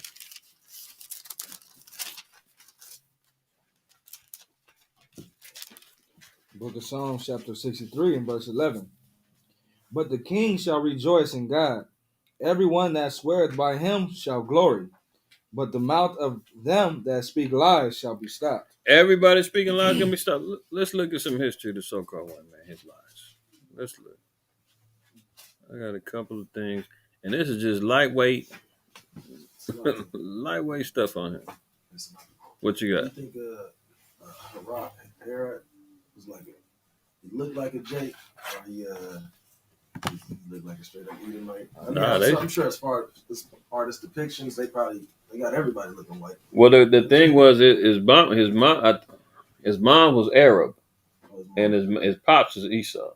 So they said his pops was Idumean, an Edomite. What did one of them dudes did with Eve? It was he did. He married he married into the Hasmonean princess Marami. Right. Yeah, he married into, but his mom's was Arab, his pops was an Edomite. So he probably had a little swirl look to him. But nah, he damn sure. His son? He had sons. He had sons. They after he fell, they divided up his kingdom, though, I believe. I had to go back and double check on that history, but he had sons though. I think he was married like 10 times or something like that. He had like 10 wives, so he was around. So look at this. This is just some lies that he covered up. Okay. What they said. Number one, the U.S. Department of Treasury poisoned alcohol during the Prohibition and people died. That's just number one. Because Esau didn't get his way, he couldn't tax the liquor and all that. He poisoned alcohol and killed some people along the way. More bodies under his belt. More lies that he covered up. We don't hear about all of this. We know about this. U.S. Public Health Service lied about treating black men with syphilis for more than 40 years. So we know about the Tuskegee experiment. He was starting off in the 30s, did it all the way into the 70s, and then lied about it. More than 100 million Americans receive a polio vaccine contaminated with potentially cancer-causing viruses. That was back in 54 to 61. They was out here passing around SV40, giving people cancer, saying it was a polio vaccine. This is the devil. It's good for you. And look, this is what they telling everybody else. Roll up. Get your booster. They doing the same stuff. And people are dropping. What else? Parts of the Gulf of Tonkin incident, which led to the U.S. intervention in Vietnam, never happened. That was the whole reason why we went. The America went to war in Vietnam. Is they said that a Vietnamese boat shot at them, and they lied about it. They got too close into. They breached. What do they call it? You like when you flying, you got airspace and you can't restrict. They went into a restricted zone over there trying to spy on the Vietnamese. The Vietnamese seen them, shot at them. They said that they was in safe distance and all that, and Vietnamese shot. So they lied, and that started everything and got the U.S. caught up in the Vietnamese. But it was all because they wanted to go over there and colonize and conquer that area over there. So they made up a whole reason why they did it. So the whole Vietnam War was predicated upon a lie. Five military leaders reportedly planned terrorist attack in the U.S. to drum up support for a war against Cuba. I brought this out a long time ago over in when we was on Manchester. Operation Northwoods. This is gonna tell you, man, they was gonna do mass shootings, bombing buildings, all kind of stuff, and they was gonna blame it on Cuba and say it was them.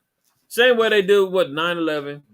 They knew about the towers going to get knocked down and all of that. And they said, oh, it was because Afghanistan. We need to go over there. There's weapons of mass destruction over there.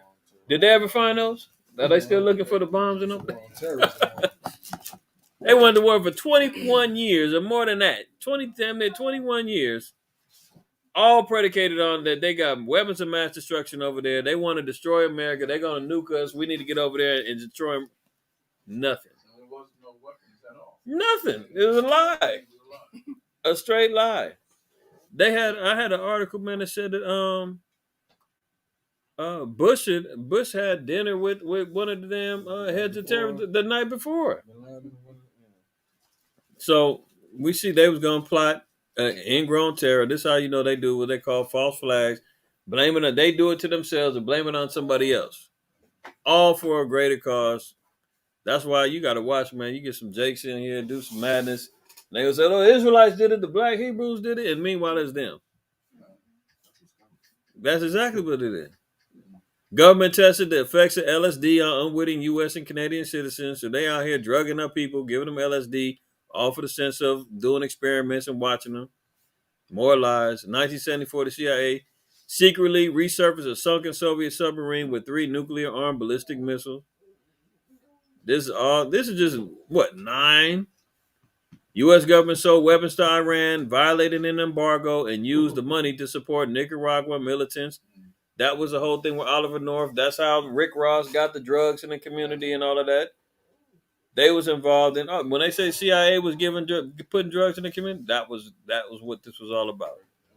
They had to sell. They was giving the weapons to they was getting the drugs from Nicaragua. And in exchange, they had to get the drug money to help fund them rebels because they wouldn't fund it any other way. So they found a little loophole. So they started drug dealing.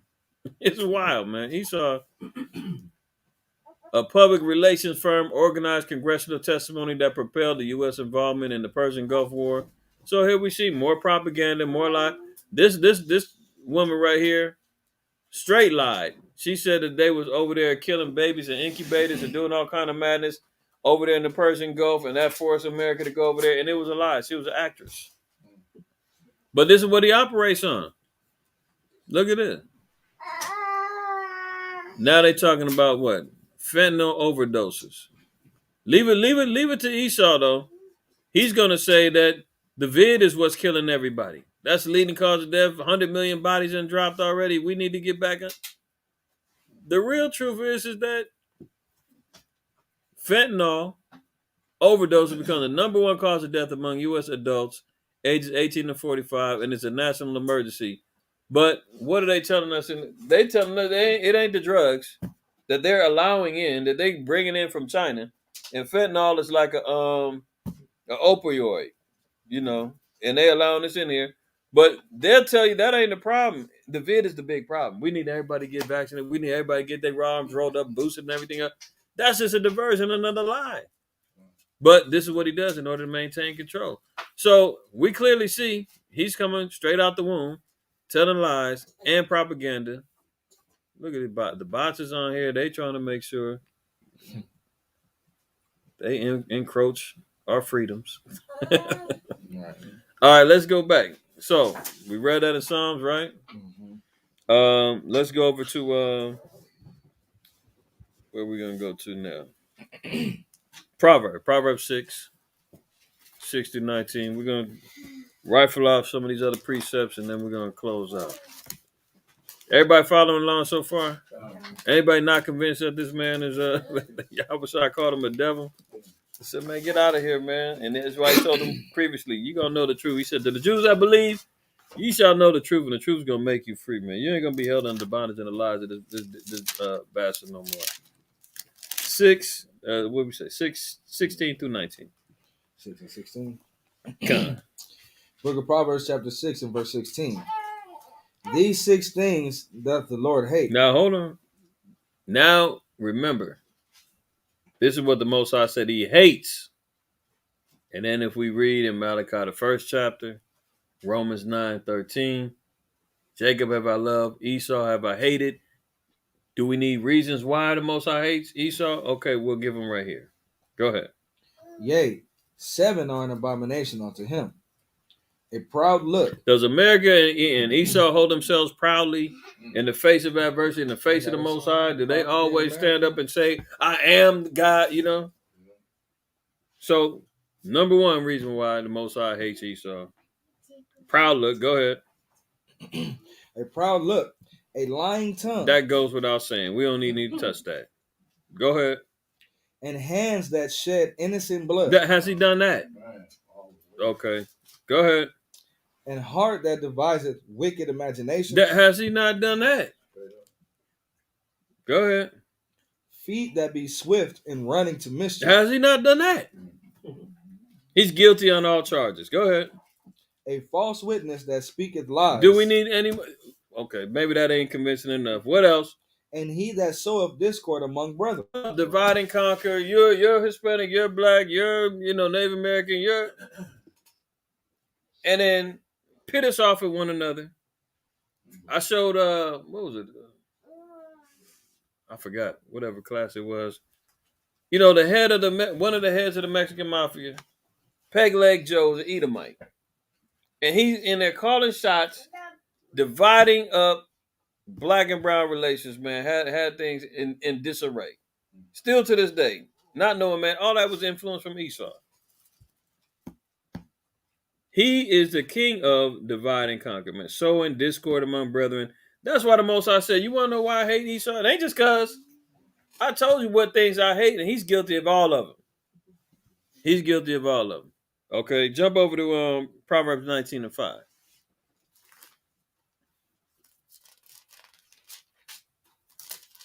Yeah, well, there you go. You got a whole lineage of brother put up here. The Bush family, Rockefeller, Margaret Sanger, Donald Trump, Clinton family, King Herod, Alexander the Geek, Christopher Columbus, J. Edgar Hoover, P.T. Barnum, Juan de Cordova. I mean, the list goes on. Do we need any more? I mean, they're all here. Let alone the Ford Foundation. I mean, they're all here, man. Esau is behind every damn sinister plot that is on earth. Even to himself.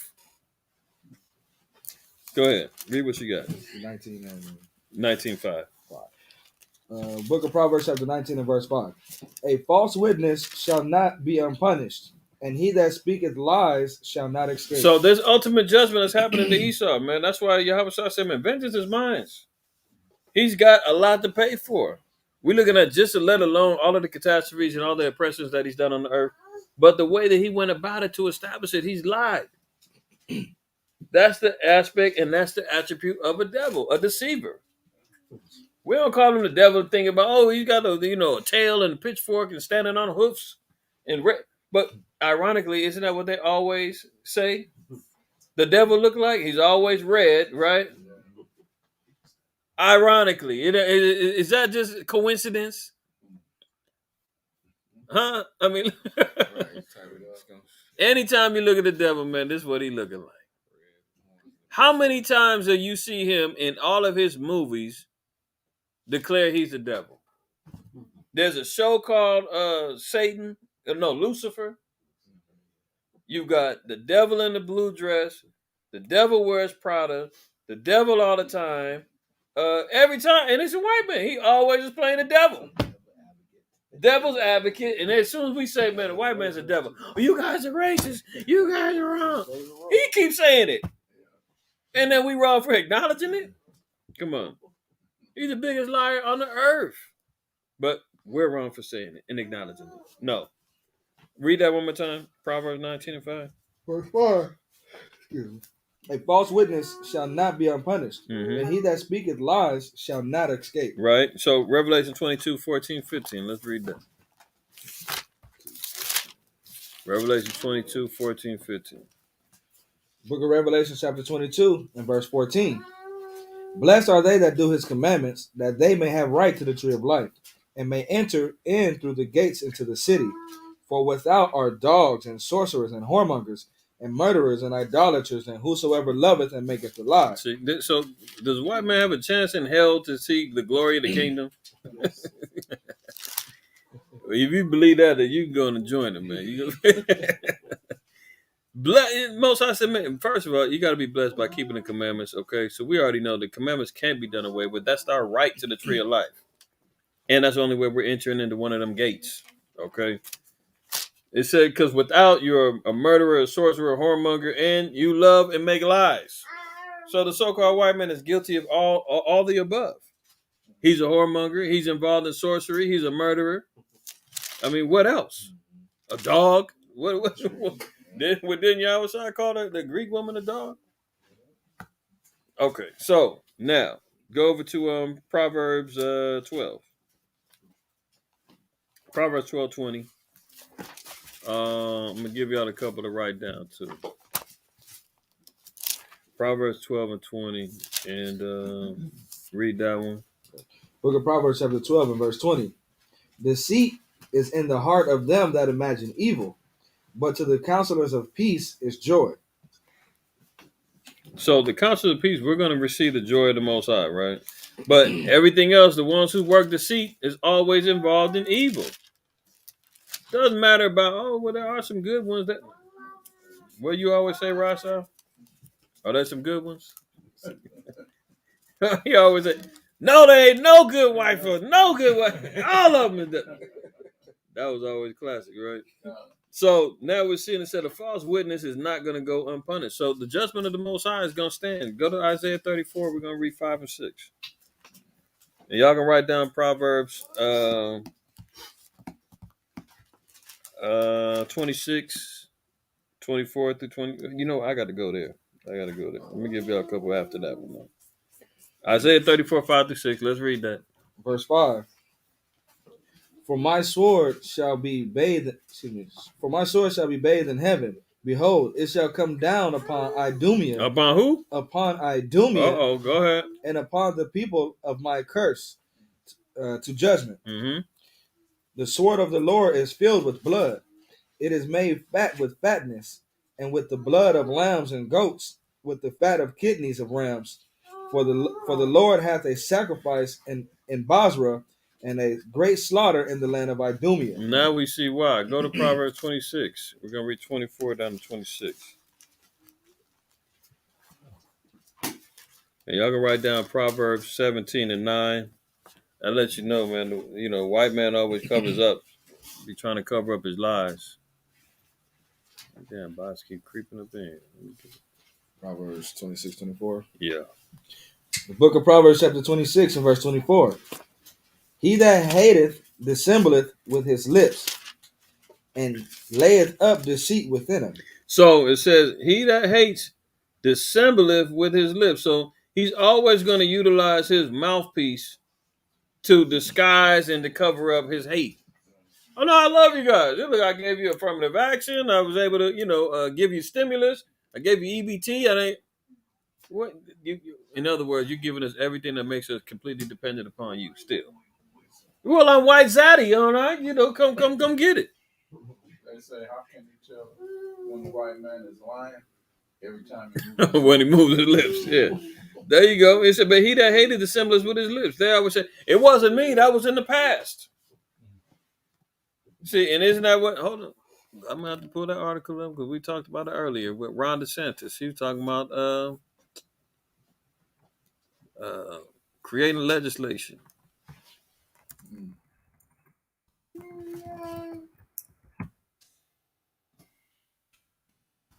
Oh, that's the one want to run for president. I think he's governor of Florida. Florida. Yeah. Put his bid in. I forgot what they call it, but let me see if it pulls up off of it. There you go. Okay. Let me save it. Am I sharing on here? I don't know if it was sharing. Correct. Let me try to share one more time.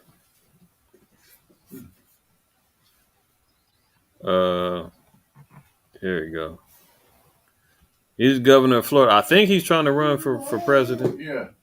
In the future. That's what they say. If Trump don't run. Oh, he gonna try to run? Yeah, he's the one that they're trying to. So look at it. Ron DeSantis pushes the Florida bill to protect white people from guilt about their racist past. So again, let's erase history. Let's just don't feel guilty about segregation. Don't feel guilty about stealing land. Don't feel guilty about lynching, hanging, and burning. Don't feel guilty about everything that we did to them. Embrace it. That's CRT.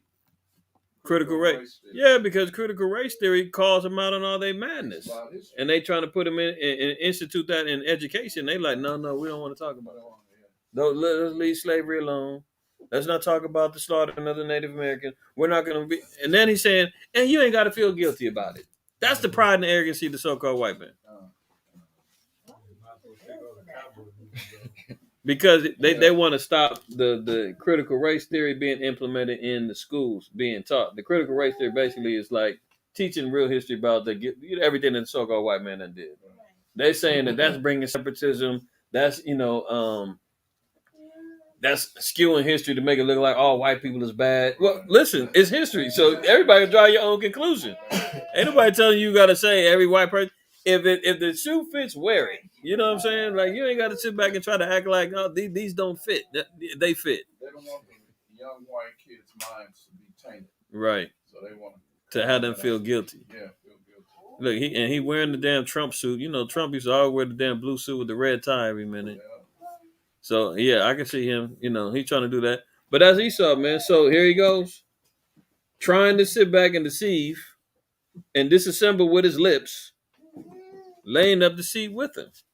Right? Let me stop sharing that. Which one? Children will complain of an ungodly father. That's what it is. In 41? Yeah, 41:7. Oh, let's go. You want to go there? I said Sirach.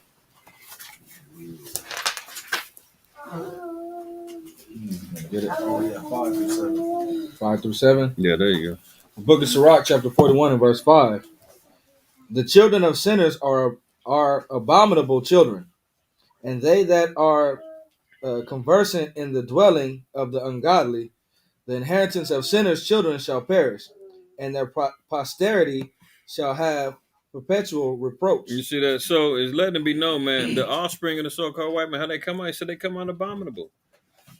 And they're constantly in conversation and things that's unholy. That's why you're seeing this whole new Gen Z, Gen X generation, man, the so-called white man, they're completely gone and destroyed. And all they're doing is continue on in the manners of unholiness and sin, because that's the heritage that they come from. And they trying to cover that up. Oh, we don't want to talk about that. No, we're going to talk about it.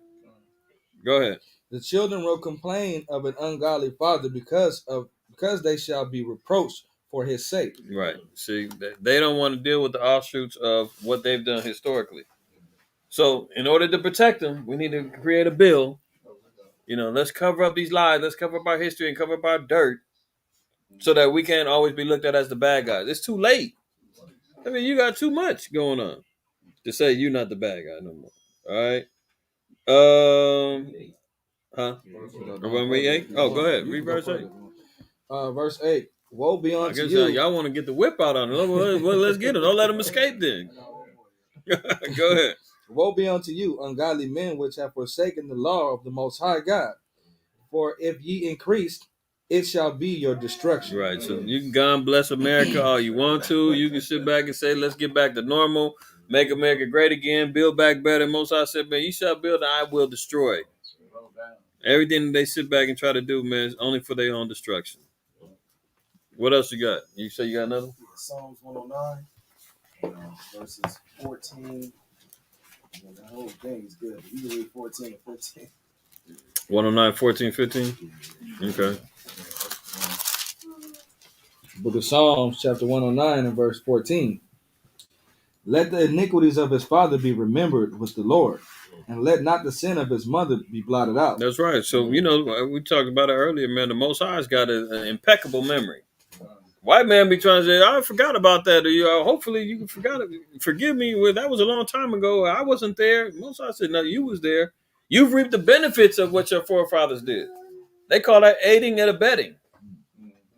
When you don't sit back and turn in somebody who done did a crime and you profiteered off of it, you were just as guilty. So white privilege, all that is real, man. You see all these damn cats, man. I don't know how many articles I done put out, man. These Edomites is out here raping and doing all kind of stuff, man. The judges are letting them off, telling them they ain't do nothing wrong, giving them probation.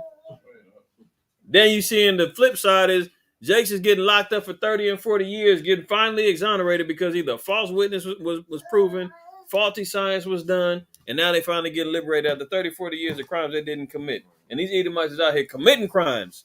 And the damn judges is slapping them on the hand saying, go on. I just shared an article on Don't Shoot the Messenger. Edomite was working at a jail facility, man. He raped one of the inmates, and they told him, if you enlist in the army within 30 days, you will let you off. You will face no charges. You go enlist right away. And he got off. You got the damn Catholic Church in here raping kids, and the priest coming out talking about, did you like it? Are you gay? I mean, it's this type of stuff, man, the so-called white man is allowing to go on. And they saying, let's forget about that. They want they want that iniquity to be forgotten, man. David said, heck no. Father, remember everything that's going on here, man. Take detailed notes. That's why the angels is out here recording everything. They said, we got it. Don't worry. He's going to get his. Go ahead, read that 15. Let them be before the Lord continually, that he may cut off the memory of them from the earth. See, you ain't gonna remember. You're gonna say, who? Who's that again? Oh yeah, the devil. Okay, yeah, we heard about that. We that's why Yahweh Shai was so hot at him. He was like, man, damn, you don't understand what I'm saying? Look, okay, fine. You the devil. And your father, you the lust of your fathers, you're going to do, man, you're a murderer from the beginning. I already told you keep trying to kill me. You keep talking about, well, we're Abraham's seed. Man, stop trying to put up that point. I already told you got that, but you not of the chosen seed, period. Now get out of here. You had to cut them cold. That's the truth that's going to make the rest of the Jews that believe free. Because here they are. They was infiltrating, moving all in. Everything was being politicized. The priesthood was damn near up for sale. I think we talked about that when we was covering the Maccabees, where cats was buying their way into seats of authority, and co-signing and shaking hands and doing backdoor deals with Esau, and allowing the Edomites around us. And here they are now trying to overtake everything that we've worked for and sacrificed for. All right, go go to Proverbs real quick. Still 126, 25. Yeah, finish that one. You only read 24, right? Yeah. Look at that. One verse, we done put up like 3 precepts. Right done with this demon, man. All right, 26. Let's read 24 again down to 26. Book of Proverbs, chapter 26 and verse 24. He that hateth dissembleth with his lips, and layeth up deceit within him. Mm-hmm. When he speaketh fair, believe him not, for there are 7 abominations in his heart. Right. Whose hatred is covered by deceit. His wickedness shall be shown before the whole congregation. See, it's going to be evident and it's going to be apparent that all of his abominations is going to be revealed. He's going to try to cover it up. He says hatred is going to be covered up with deceit. So that's why we're seeing all them little government cover-ups he did. That's just one little aspect of what he's done. We ain't even talked about everything that he did that, from the Spanish Inquisitions to, the the conquering of the South Central American countries or whatnot. I mean, he's got a lot to pay for, man. And they said when he does have the forcefulness and is forced to tell the truth, don't even believe him, man. Because you know he's coming back with like 7 more lies. They try to cover that one truth up. But in that movie, I remember my kids used to watch. We used to watch it when they was little. Liar, liar. Who was that? White man. He could not tell the truth. He was like, I gotta tell the truth. Oh God. And it's always him. All right, you can write down Psalms 10 and 7, Proverbs 11 and 8. Oh, sorry, 11, 18. Proverbs 11 and 18, not 8.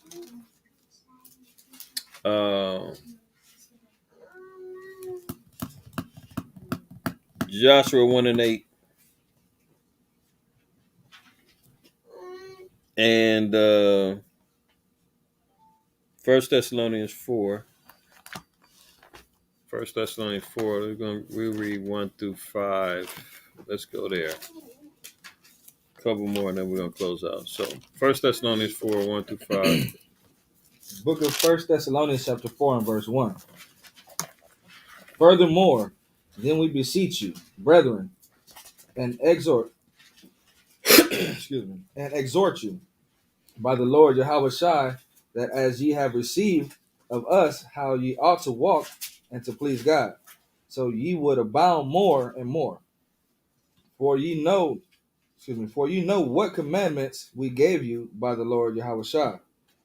For this is the will of God, even your sanctification, that ye should abstain from fornication, that every one of you should know how to possess his vessel in sanctification and honor, not in the lust of concupiscence, even as the Gentiles which know not God. Right. So remember, Yahweh said, "You don't know me. My word doesn't have no place in you." So this is why he was telling them, "Ye shall know the truth, and the truth shall make you free." I'm about to say, "Set you free," make you free, because this was the instruction that he was giving to those Jews that believe. He told them that we got to stay exhorted, follow after the commandments, stay in sanctification, abstain from the fornication and everything else. He said, because the Gentiles, they don't know about this. Even though they're in the midst of us, even though they claiming they part of us and all that other stuff, because they got utilized as political pawns back in the day, they thinking that they got a right to come on in. Yahweh said, no, you ain't got no grounds in here. Go to Colossians 3. There's 4 and 5. You had to set the record straight. So now is it more apparent as to why Yahweh had to get put to death? You get charged with sedition. You out here calling the white man the devil, and you telling the Jews that's following along with them that they Uncle Toms and Coons and they need to repent. I mean, here the normal scenario is, here God, Christ came and came to deliver everybody. He loved everybody. If he had that nature on him, why would you kill a man like that? Why would you put him to death? Obviously, he was offended and hurting some people's feelings, man. Some people was out here pissed off that he was around and he was maintaining an authoritative figure within the realms of Judea and Jerusalem and in the northern kingdom and so forth and so on. They said, man, we got to get rid of this cat, man. Go ahead and read that. 4 and 5. Book of Colossians chapter 3 and verse 4. When Christ, who is our life, shall appear, then shall ye also appear with him in glory.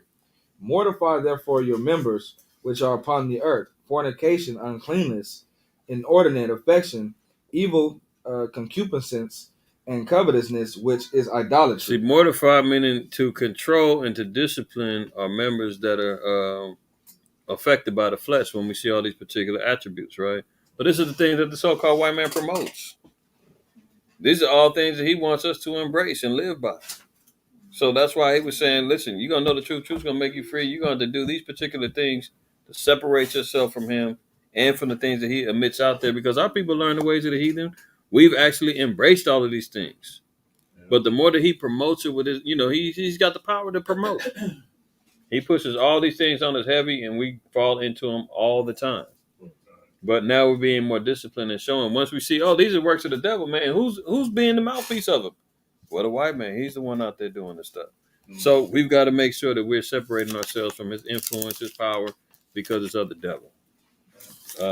Galatians 5. Let's read 19 down to 21, and we'll close out. 5 and 19. Okay. 21. Yeah. Book of Galatians, chapter 5, and verse 19. Now the works of the flesh are manifest, which are these: adultery, fornication, uncleanness, lasciviousness, idolatry, witchcraft, hatred, variance, emulations, wrath, strife, seditions, and heresies. These are all, can you imagine? The white man has established and maintained power by embracing all of the works of the flesh.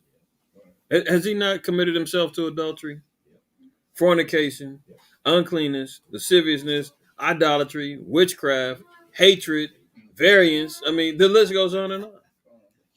He's guilty of it all. Drunkenness, murders, envying. I mean, he hates us just off of envy alone. Knowing that we're the children of the Lord. Everything that we bring, that's what Get Out was about. Right. The whole thing, sunken place. He want to steal the man's eyes. He want his brain. They want. And they said, "But we love you. We love what you. We're so envious of what you can do." That they desire and want it all the way to the points of where they kidnapped and organ harvesting now with Jakes and all of that. I mean, it's all going down. Is that the little Jake that got wrapped up in the mat? Yeah, that's definitely going down. And they'll say, "Well, Israel does the same thing." Mm-hmm. You got the box apologists and what have you. Right. But Proverbs 12, of course, the classic. Proverbs 12:26. Yeah, Proverbs 12. But let's read that real quick. Proverbs 12:26. That's right. That has definitely come in because everybody wants to defend the white man, especially Israel. What about the white man? Love that, man. What about the white man? Book of Proverbs, chapter 12, and verse 26. The righteous is more excellent than his neighbor, but the way of the wicked seduceth him. That's right. That's not innately within us. The Most High gave us a spirit of uprightness, but we end up getting seduced by learning the ways of the wicked, and then we think that that's the only way we're supposed to be living. That's why the Most High even told us in Proverbs 3, said, "Envy not the oppressor and choose none of his ways." But we look at his ways as far as stealing, murdering, kidnapping, lying, deceiving. We choose all of them ways to accumulate wealth and think, well, that's what he did to make it. I guess I got to do that. I got to deceive my brother. I got to, rape my. He do all of that madness. But we see in here, these are all works of the flesh. These are all unrighteous spirits, unclean spirits that the Most High is telling us, man, stay away from that. If there's any example that you need, look at the white man, and he's gonna. That's you do exactly the opposite. Right, and then they're gonna say, well, there are some good. Well, let's cover that real quick. They're gonna say, nah, all of them, you guys are being impartial, and go to Proverbs 20. Yeah. No, I'm sorry, Job 20.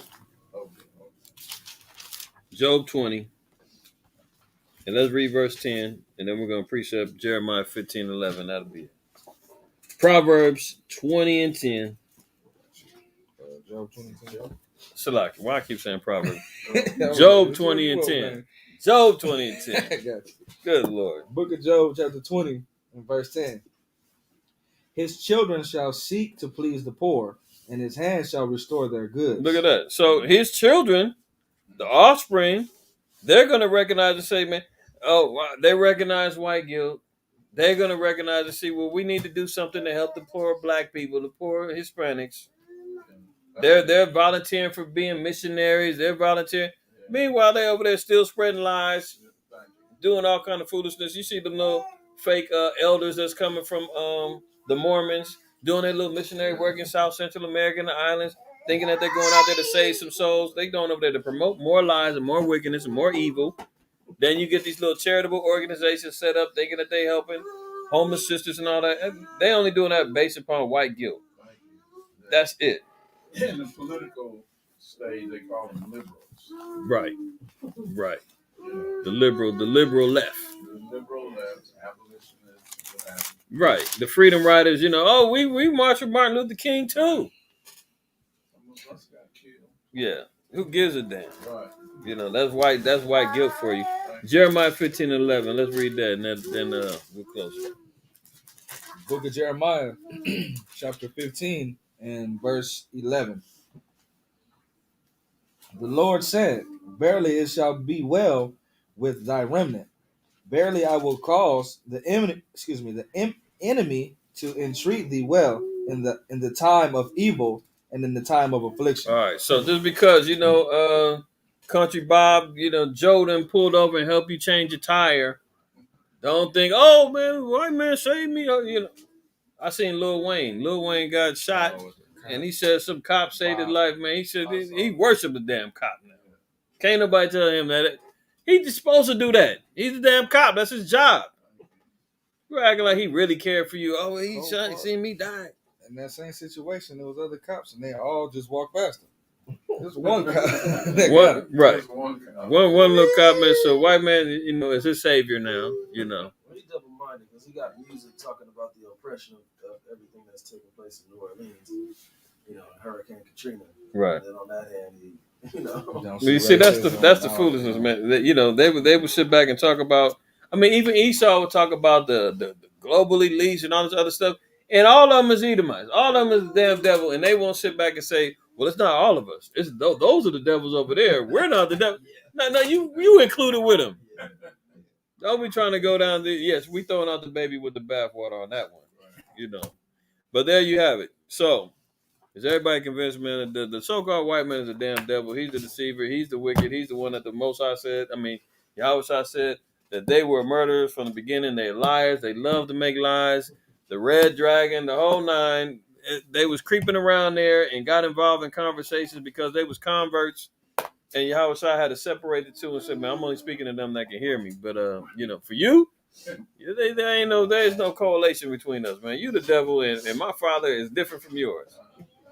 Go ahead. I was just going to say, you're closing up. The cap on it is that Hebrews 12:16. You want Hebrews 12:16?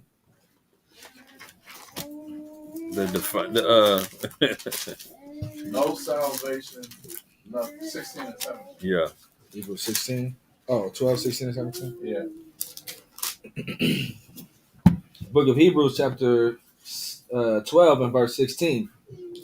Lest there be any fornicator or profane person as Esau, who for one morsel of meat sold his birthright. For ye know how that afterward, when he would have inherited the blessing, he was rejected, for he found no place of repentance, though he sought it carefully with tears. He can't even repent. Nope. Ain't no way. Can you imagine? But meanwhile, he said his birthright was taken from him. Yeah. We've seen 2 occasions he sold it, man. But that's a liar, though. Yeah. That's Esau for you, man.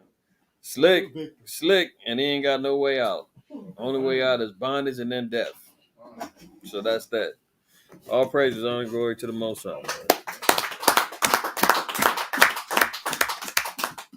All right, to the brother and the sister online, man, Shalom.